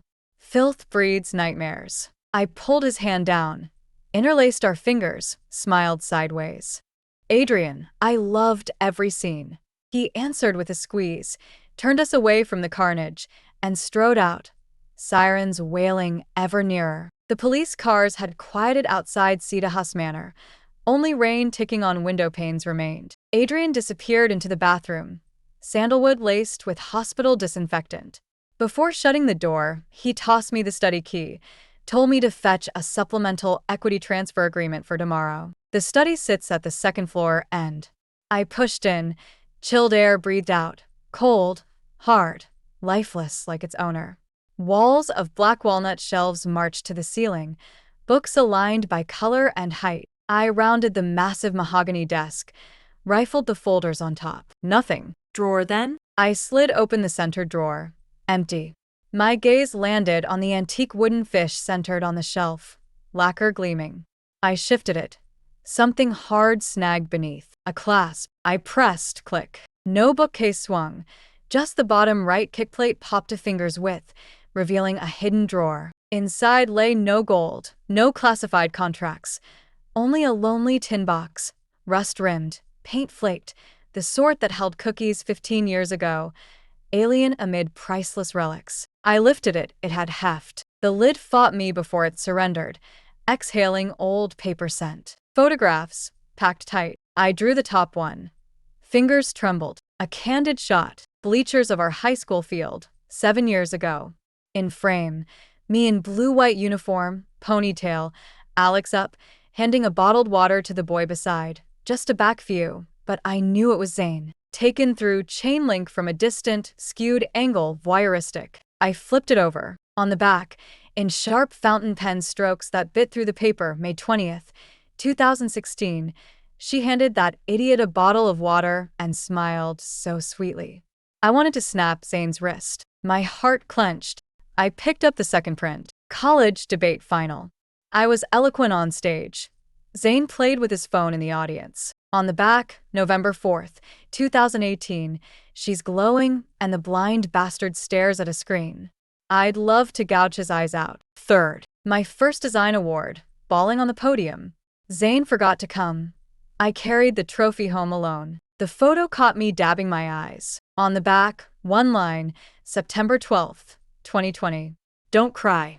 Take my life, just don't cry. I kept turning. Graduation, first job interview, first all-nighter face down on a drafting table. Even the curb where I sat after fighting with Zayn, every frame shot from some dark distant corner, a greedy, restrained ghost, recording every breath. At the bottom of the box lay a black leather journal. The edges were frayed, pages thumbed soft. I sat on the icy floor and opened it. His handwriting was still young then. The date was 7 years ago, the first time Zayn brought me to the Vancestown house. Zayn brought a girl home. Her name is Serena. She glanced at me, called me Adrian, and the ebony rosary in my palm cracked. Blank pages followed, as if he'd strangled the words. Later the script turned wild. Every stroke a razor. 20XX. Zayn made her cry again. I stood downstairs all night. 2 packs of cigarettes. If not for her name, I'd have gone up and killed the animal. 20XX. She's getting engaged. I went to Putuwa Temple. Knelt every one of the 3,000 steps. Gods above, keep her safe year after year. If she would look back once, I'd give 10 years of my life, even to send to hell. 20XX. She likes the tear of the deep. Buy it. One day I'll clasp it around her throat. Let it be a shackle, but she will be beside me. My throat plugged, Taylor. So the necklace was no impulse purchase. It was a proposal plotted for years. So the haute couture fit me perfectly, not because Charles was efficient, but because he had measured me countless times in the dark. I thought our deal was mutual use. I wanted revenge. He needed a wife to fend off family pressure. I thought he was a distant Buddha who would watch coldly even after marrying me. But the box, heavy with evidence, told me there was never any God. Only a madman who had long ago fallen from grace for my sake. 7 years in the dark he guarded me. Watched me love another. Watched me hurt. Watched me ram into walls. Jealous to insanity, yet forcing himself to stay silent, venting his twisted, humble curses and prayers only on the backs of these unseen photographs. A tear dropped onto the yellowed page, blurring the words 10 years of my life. I clutched the soaked journal and remembered the day he slipped our marriage certificate into the pocket nearest his heart. Remembered how he had just covered my eyes and said, "Don't look, it will dirty them." Footsteps outside. Steady, powerful. Adrian's stride. I scrambled to gather everything, hands shaking. Photos scattered like snow I could never catch. The handle turned. Click. He stood in the doorway in a black silk robe, hair still dripping, a glass of warm milk in hand. His expression was soft until his gaze fell on the floor littered with prints and the gaping hidden drawer. For the first time, his impregnable eyes cracked. The glass jerked. Scalding milk sloshed over his hand, instantly reddening the skin. He seemed to feel nothing, not even a twitch. Serena, hoarse, breathless. He half-stepped back, fingers whitening on the jam as if every disguise had been ripped away and the bleeding, obsessive heart beneath exposed. The cup rolled, white liquid spreading across the rug, gushing onto the open journal. Ignoring his scalded hand, he strode over, dropped to one knee, snatching at the prints. His fingers shook so violently the thin sheet slipped. "Don't look." His throat was full of gravel. He shoved photographs into the tin, creasing corners, desperate to bury them. "Serena, don't look, it's filthy." Head bowed, spine bowed like a taut shrimp, hair still dripping onto the soaked page. The words 10 years of my life blood blue. I held the dripping journal. He reached to seize it, flinched as if burned, jerked back. He looked up. Something slammed in my chest. Usually fathomless, those eyes were now bloodshot, pupils trembling, terror, chaos, the hopeless stare of a man awaiting execution. He was afraid. This living Buddha, this feared Yama of Wall Street, afraid I would find him disgusting. "Did I scare you?" Backed against the mahogany desk, throat bobbing, he formed an ugly smile. "I'm insane. For 7 years I spied like a gutter rat. If you're disgusted, leave now while the door is open." Hands twisted behind him, nails white on the edge of the desk, he closed his eyes, chest heaving like a half-drowned man. I didn't move. I set the journal on the table, stepped between his long legs. His lashes, beaded with water or sweat, flew open. "Serena." I silenced him, crouched, lifted his scalded hand. The skin was crimson, blistered. He felt nothing. I blew gently on the burn. He jolted, frozen. "Does it hurt?" I asked. Dumbly, he shook his head. "Adrian, bad deeds earn punishment." Rising, I met his frantic gaze, slid my fingers up his sleeve to the hard beads of the ebony rosary. 7 years of secret photos, 7 years cursing my fiancé, repaying that with a decade of life won't cover it. His breath caught, light in his eyes flickering. I want your life, your next life, flesh and bone, rotting in my grip to atone." I cupped his face, cold skin, hot breath. "Look at me, Adrian. I'm Serena, not a paper image. Living." My thumb pressed his pale lip. "Want to chain me? Diary rants are useless. Let me walk out now, and I'll hire 10 male models to enrage you." Shock cracked across his face, giving way to ravenous joy and possessiveness. "You dare." A growl, raw. In the next second, the world tilted. He scooped me onto the broad desk, files and pen holder crashing down. He pinned me, sandalwood and bath steam enfolding me, no longer a timid watcher, but the beast that had finally torn the throat of its prey. You asked for it, Serena. Teeth grazed my neck, pain and itch together. His hand locked my head as if to fuse us. Don't fear me, please don't fear me, he pled in a trembling, tear-thick whisper. I wrapped my arms around him, fingers tangling in damp hair, Alex kissing him. I'm not afraid. I bit his lip, tasted sweet milk, tasted the salt of a tear. I don't believe in Buddhas, Adrian. I believe in you. The ebony rosary snapped. Beads ricocheted across the photographs like hail. No one cared. The study light clicked off. That night the rosary was ruined, and the living Buddha was dragged from his altar. Outside, rain poured for 3 days, the heaviest autumn storm the city had seen, rattling windows as though scrubbing filth from the panes. Cedarhurst Manor's drawing room was thickly carpeted, overheated. I curled on a sofa, with hot lapsang in hand, a newly adopted ragdoll cat at my feet. Charles entered, folding a dripping umbrella, and said quietly, "Madam, he's still on his knees. He fainted once. They revived him with a pail of water." I sipped, steam misting my lashes. "Let him in before he dies on the doorstep and brings bad luck." Charles bowed and left. Moments later the grand doors opened, a gust of wet earth rushing in. 2 bodyguards dragged Zane across the threshold. 3 days had aged him a decade. The heir who once wouldn't leave home without a pressed haute couture suit now dripped mud. Soaked wool sagged off him like a shroud, tie skewed like a noose. At the sight of me some spark flared. He crawled a few paces, leaving a wet trail. "Serena." His voice was a broken bellows. I rose, wrapped in Adrian's black cashmere coat, only my slippered feet showing. He reached for my hem, saw the filth on his hands, and shrank back. "Serena, I was wrong." Rain and tears carved gullies down his face. "Luna's jailed for fraud, for life. I've disowned myself from grandfather. I've lost everything. After 3 days of thinking, I know I was blind. It's always been you. Divorce Adrian. He's heartless, only using you to hit back at me. Let's start fresh. We'll leave New York. I'll build a company. Rise without the family. Give me one more chance. I'll never let you suffer." His sobs were heartfelt, mostly to himself. I regarded him with the flat distaste reserved for garbage. "Start over." I drew my hand from the coat. The pink diamond solitaire flashed. "Brains are useful. Zane, pity you lack one. And correct your address. Call me Seventh Aunt." He convulsed Jordan, the name Serena strangling in his throat. Footsteps behind, soft on the rug. A warm hand slipped around my waist. Adrian lounged in gray jersey, hair still damp, no beads. Only a freshly peeled apple. He didn't glance at the floor. "Too sour?" he asked, offering the fruit. I bit. "Sweet." Zane stared, disbelieving. The remote, godlike Adrian peeling apples. Adrian let her go. "You don't love." "Sure." Forefinger to lips. Adrian silenced him, eyes lifting with lazy chill.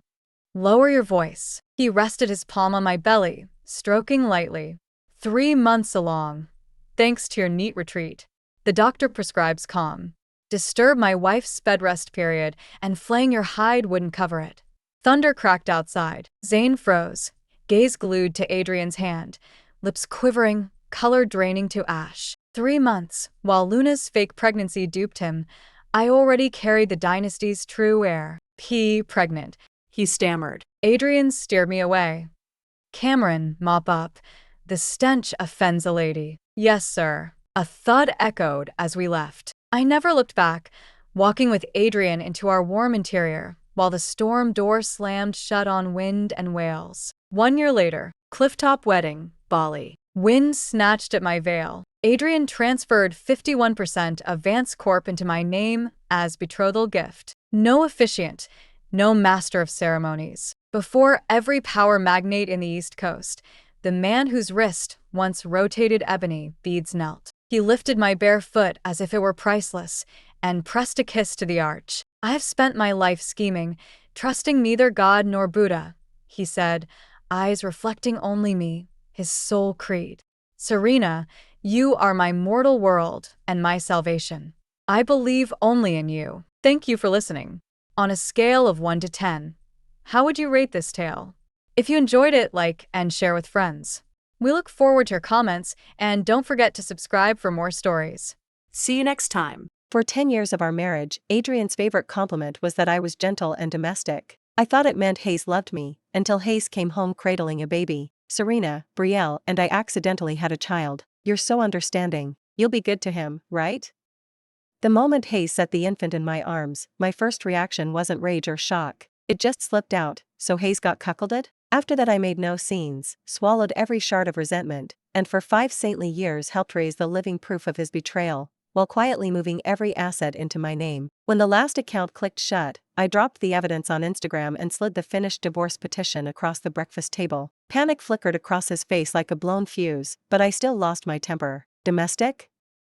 I'll engrave it on your family crest. May every Vance woman be as domestic as I was. Before we go on, subscribe and tell us where you're listening from. Domestic is code for free nanny. When a man says, "I'll take care of you," the fine print reads, "Just keep breathing." So every gulp of air I took inside the Vance estate required a handwritten thank you note. That is the balance sheet of my decade-long marriage. My mother always said, "Marry, and you'll live on easy street. Marriage completes a woman." She was right. After the vows, the tumor in my breast completed its own impressive arc. I checked into Eastbrook General alone. When the surgeon asked for my next of kin, I covered for Adrian, Hayes' tied-up strategy meeting. Hayes was busy strategizing with his college sweetheart, rehearsing the baby-making portion of the agenda. Then Hayes strolled in, triumphant, infant in arms. My first reaction, again, wasn't fury, just the reflex. Huh. So someone did cuckold him. 5 childless years. I swallowed herbs, hormones, needles, 6 IVF cycles. Each time I clenched my teeth and chirped, "Doesn't hurt." Hayes glanced at his watch, tallying the billable minutes I was wasting. I tortured myself for half a decade. Adrian's parents never said the word barren, but their stares dripped acid. Of the 3 cardinal sins, childlessness is worst. Your numbers are textbook, the fertility doctor finally shrugged. Maybe try a different uterus? Adrian and his parents exchanged looks. Overnight the lecture stopped, the clutching of my hand began.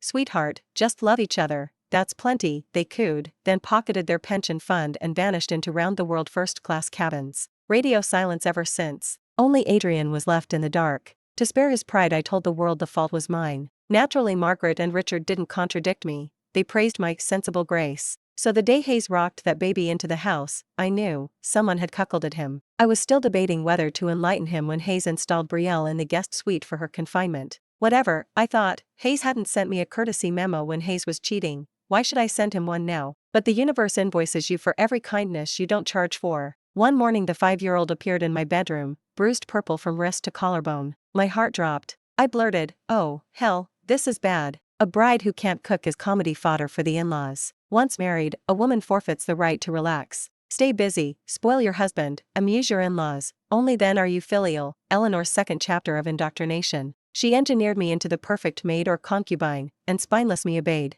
I craved outside approval. I dreaded the label, "not domestic enough." Yet the harder I tried, the more I lagged behind the woman who had presented the family with its crown prince. "I know you hate me," Brielle sobbed. "Hit me, scream at me, but why punish an innocent baby?" The child on the bed was one big bruise. The room stank of sour milk and competing sobs, hers against his, each trying to hit a higher octave. Dumb injustice clogged my throat. I hadn't the cruelty to tell Adrian might be shooting blanks. I only hinted, "Hayes is probably not yours. Run a paternity test if you don't believe me." Adrian exploded. "Your heart is rotten, Serena. Who have I done this for?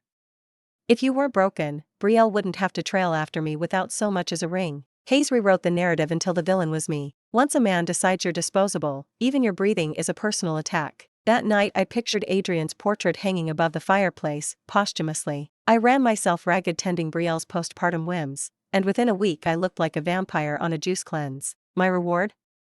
A battered 5-year-old dumped in my room to frame me. Tigers don't eat their young, but Brielle would sell hers for a Tiffany bracelet. 3 people in the house, and I had the clearest motive. Before I could open my mouth, Adrian slapped me back to my childhood address. I want a divorce. For once I flopped on my mother's sofa and spilled every humiliation. I expected hugs, righteous aunts, maybe a Cleaver caravan. She'd sworn my maiden home was my fortress. She'd told me to maintain close ties. Translation: keep the cash valve open. I listened, I paid. Allowance life is expensive, so I starved myself to fatten her household. Eleanor glanced up from her tea and delivered, in the flattest alto, a single, vinegar-soaked sentence. Your brother just got married, this house has no room for you. Go home and apologize.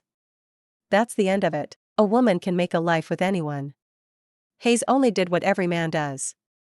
Hayes doesn't mind that you can't give him a baby, yet here you are feeling wronged. After my mother said those words, I stared at her for a long while. Suddenly she felt like a stranger. When I paid for Daniel's wedding, she hadn't spoken like this. She was the one who pushed me to marry, who swore she loved me most. She took every advantage, squeezed out every drop of use, then wiped her hands of me. I lied and said I was going to the park to clear my head. The whole night. Not one call, not one text. When I stepped back inside, Dad and Mom were already arguing about me. My arrival had shattered whatever peace they'd had. Linda Vance didn't say a word, but I could read the loathing on her face. *unwelcome* scrawled in neon. I clamped my mouth shut and quietly packed my bags. I forced a smile so hard my jaw ached, desperate not to let a sob slip. I was just venting, okay?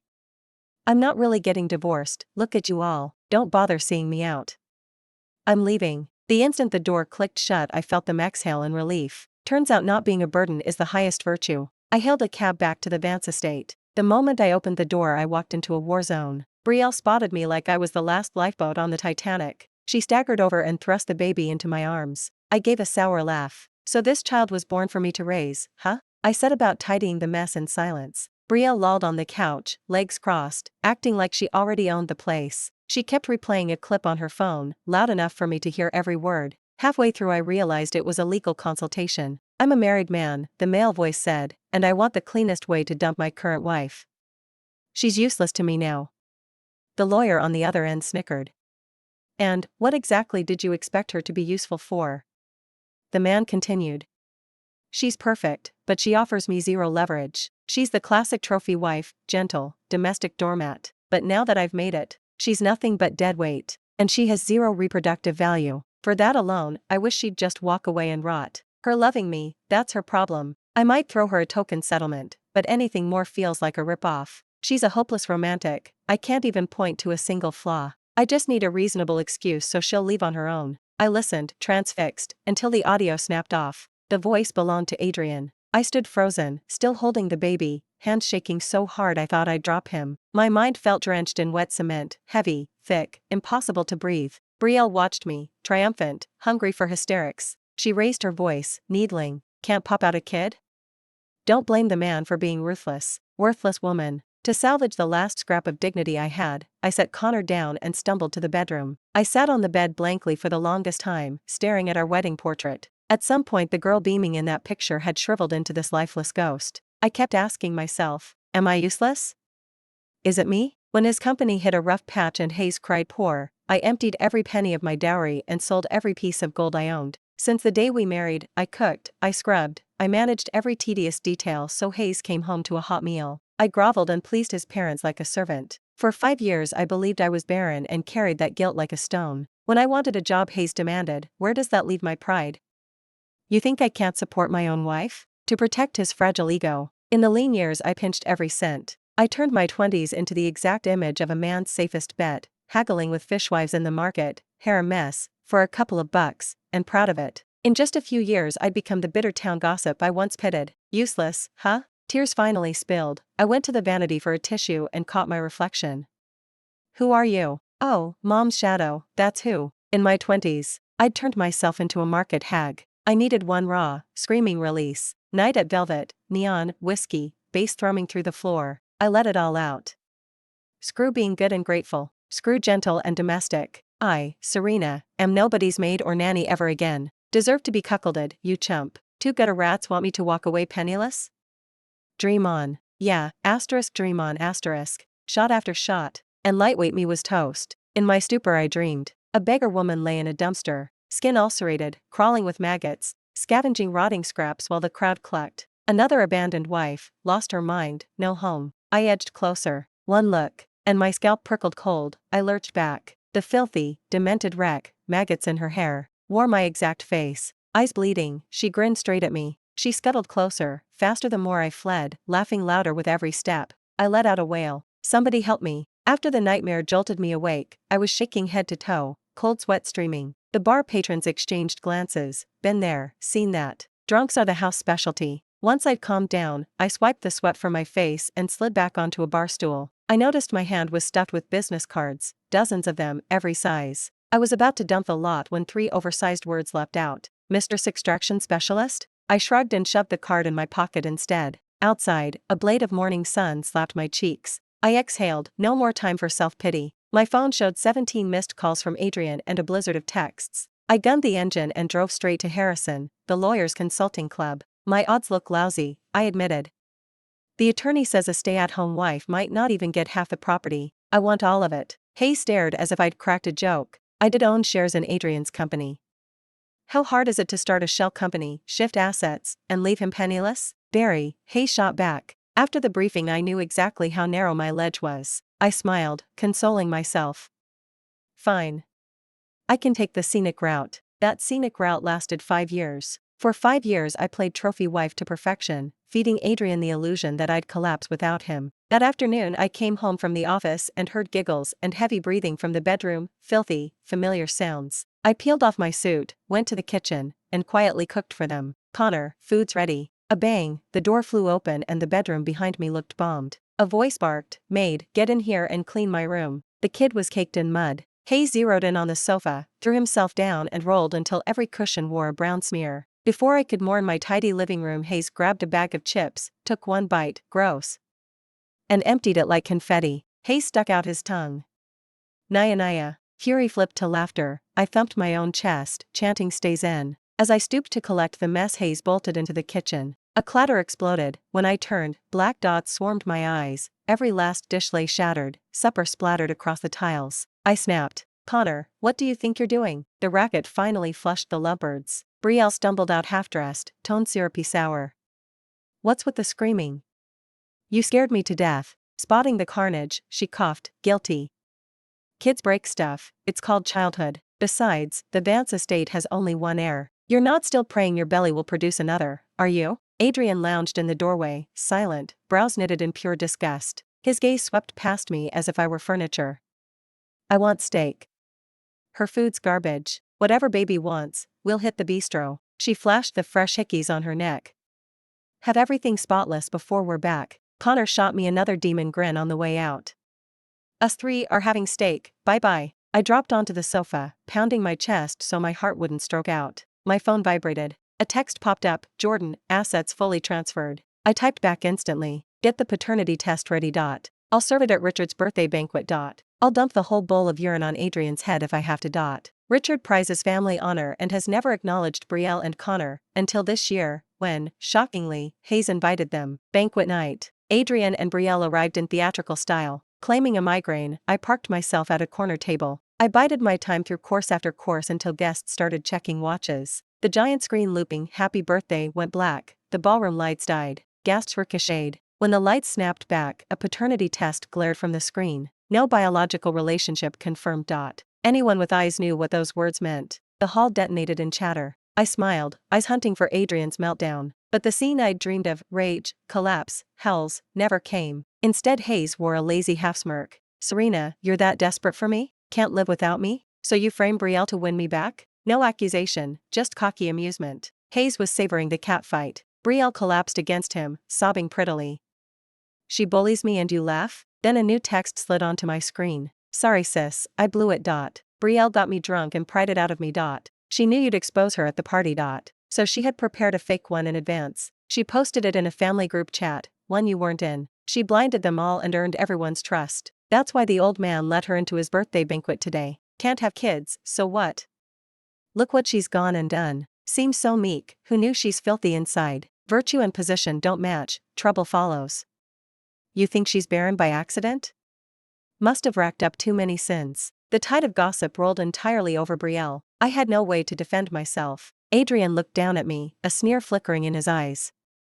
Brielle's had no title all these years, she's the wronged one. Serena, as long as you kneel and apologize to her in front of the whole family, I might consider forgiving you. I gave a half smile at the crowd. Being the butt of the joke felt awful. Adrian, I didn't lie to you. That report carries full authority. Haven't you ever wondered why, after Connor was born, you couldn't father another child? Believe me or not, the result will be the same. But if you'd rather play deaf and act the cuckold, forget I spoke. Relax, I won't disturb your happy little family again. Let's divorce, Adrian. I thought Hayes'd jump at the chance to dump his useless dead weight. Instead, Hayes stood transfixed, lips pressed tight, staring without a word. Adrian, you're hurting me. Brielle squealed pitifully in his arms. Serena, if you're running a mind game, pick a better stage. I snorted. I stood to leave, but Hayes suddenly grabbed my arm. Think before you leap. The Vance estate kept you 10 years. Where exactly will you go without me? As I shook him off, a slap cracked across my cheek out of nowhere. Disgraceful creature. The burn flared, I instinctively covered my face. I stared at the woman in disbelief. Mom, what are you doing here? She stood arrogantly in front of everyone, jabbing a finger at my nose. If I hadn't begged little Rand to find your brother a job, I'd never have learned how shamelessly my own daughter is behaving. Where am I supposed to hide my face? Do you know they're whispering about me, not you, behind my back today? Kneel to Brielle right now, beg little Rand's forgiveness, or from this day on I disown you. All the misery, exhaustion, humiliation of 5 years. I'd swallowed it alone, pretending to be strong, grinding broken teeth to dust. But an adult can snap in an instant, slapped in public, by the very woman who claims she loves you. So for your reputation you hit me? You side with outsiders against me? Tears burst their dam, streaming unchecked. Little Rand isn't an outsider. Just 2 days ago Hayes promised Daniel that job. Such a filial, thoughtful son-in-law, what more do you want? I bit my lip, tears sliding in silence. Right. I want far more now, so I'm divorcing Adrian. A voice cut me off. Serena, we forbid you to divorce Rand. I turned toward the doorway. Adrian's parents, missing for years, strode in. Brielle instantly crouched beside Connor, whispering, Connor, go call Grandpa and Grandma. But at the sight of the boy Adrian's mother's face darkened. Some stray brat, the Vance estate doesn't claim him. Mom, what are you saying? What I'm saying is you wore the green hat for 5 years, happily raising another man's child. If this woman hadn't added me to that group chat, I'd never have known how blind you are. That paternity test is laughably fake. Adrian shook his head, backing away. Impossible. You're lying. We 3 protected your male pride before, no longer. The infertile one isn't Serena, it's you. And that little stray is no son of yours. This woman played you completely. Hayes couldn't absorb it. Hayes looked to Brielle for an explanation, but her visible panic, and her grab for her purse to flee, enraged him. Her move was as good as a confession. Hayes seized her hair and slapped her with an echoing crack, her shrieks filling the hall. His mother clasped my hand, earnest. Serena, you've suffered all these years. Men can be fools. From now on I'll back you. If Hayes ever bullies you again, I'll be the first to stop him. I quietly withdrew my hand and smiled, freed. To be safe, let Adrian take a physical and fresh paternity test tomorrow. In a week, once we're all calm, we'll sit down and talk. I stood to leave. Aren't you going after her? She urged, shoving Adrian. Hayes waved it off, voice dripping scorn. After her? Where can she go without me? Can't spoil women. In 2 days she'll cool down and crawl back. Why should I chase? I said nothing and walked out. My mother followed, stammering. I hailed a cab and pushed her inside. Don't make things worse with little Rand, after all, your brother. The door shut. I turned away, eyes reddening, tilted my head to trap the tears. 1 week later, right on time, I stepped through the door. Adrian kept glancing at his watch, impatience written all over his face. Serena, don't push it too far. After all, your brother's job still depends on me. Something urgent came up at the company. I can only give you 5 minutes. The keys are on the table. I might be late tonight, so you'd better have 4 dishes and a soup ready. These past days without your cooking, I've actually started to miss it. I ignored him completely, walked straight to the sofa, and settled into a comfortable spot. I lifted my teacup and took a sip. My mind turned over the documents in the folder, debating which one to hand him first. The paternity test, the bankruptcy notice, the divorce petition, and the video the mistress extraction specialist had sent me. Then Adrian's phone rang, shattering the calm. The company's bankrupt? When did that happen? The moment Hayes hung up, I looked up at him. 5 minutes are up, Mr. Vance. Are you leaving now, or do you choose to sit down and talk? So you're the one they call Jordan? I smiled and played the lawyer's recording loud and clear for him. I'm a married man. I'm looking for a better way to get rid of my current wife, she's useless to me. When the recording ended, Adrian's face shifted through every shade of mortification. Serena, I love you. Don't you remember how perfect we were in college? I remembered, all right. I'd graduated from a top university, only to be foolish enough to give up my dreams for a man. Young and naive, I mistook shallow concern and empty comfort for love. When Hayes cried poor, I actually believed him. I was nothing more than the best option Hayes had left. Once a man tastes success, his sense of entitlement swells. The girl Hayes couldn't have back then suddenly feels within reach. Hayes shamelessly indulged in the perks of a wife and a mistress. No one stays devoted to a man who betrays her, least of all me. I drained my cup in one gulp. Then I flung every single document straight at his face. Mr. Vance, please read each paper carefully and sign the last page. Also, I'm not domestic, but I wish domestic bliss on your entire family. When everything was done, I sat in my car and exhaled for what felt like the first time in years. My phone buzzed with a string of messages. Serena, listen to Mom, you can't divorce Adrian. If you divorce him, what happens to your brother? I'm counting on him for the rest of my life. Your sister-in-law just got pregnant, Hayes can't lose his job. My first thought, Adrian had run to Mommy to tattle. I'd loved her for more than 20 years. In the end, I ranked lower than some outsider who could still offer her something. From childhood she trained me to be a people pleaser. I wasn't allowed rest, fun, or a beautiful life of my own. So in marriage I groveled, losing every shred of dignity. Whenever I told her I was happy, her odd looks and cutting tone left me uneasy. I couldn't name the feeling, only the suffocation. Later I realized, every time she said love, she meant, what can you give me? I never told her the truth. She can't keep a secret to save her life. I refused to become her. After a long hesitation, I blocked her. The cooling off period ended, and I showed up on the dot outside the City Hall Marriage Bureau. The moment I stepped out of the car, a little girl pressed a rose into my hand. Then strangers followed, a third, a fourth, until 999 roses crowded my arms. An unwelcome voice cut through the perfume. Serena, forgive me. Adrian knelt, diamond ring in hand, clutching a monstrous bouquet. His soulful stare grated on me like nails on glass. I know I was wrong, come home. Since you left, my life's a wreck, I can't even keep the house running. I'm the one who can't live without you. I was wrong, please forgive me. I don't want a divorce, I won't sign. The one who couldn't cope was him, never me. I frowned, annoyance flickering in my eyes. I've made myself crystal clear. Face reality and stop making scenes. I glanced at my phone. Mr. Vance, you have 5 minutes to compose yourself. If you refuse, I'll file in court. The divorce dragged on for years before the ink finally dried. When it was over, I left the country to breathe. Once you have career and money, confidence and poise arrive on their own. A beautiful, capable woman stops clinging to parents or husbands. Family and romance?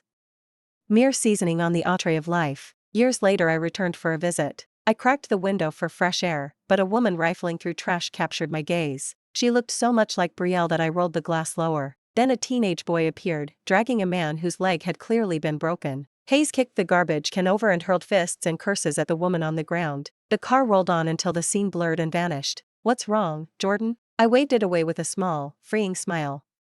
Nothing, Casey, the nightmare has lifted. For the rest of our lives, let's love ourselves more. Thank you for listening to today's story. On a scale of 1 to 10, how would you rate it? If you enjoyed this video, please like and share it with friends. We look forward to your thoughts in the comments, and don't forget to subscribe for more gripping tales. See you next time.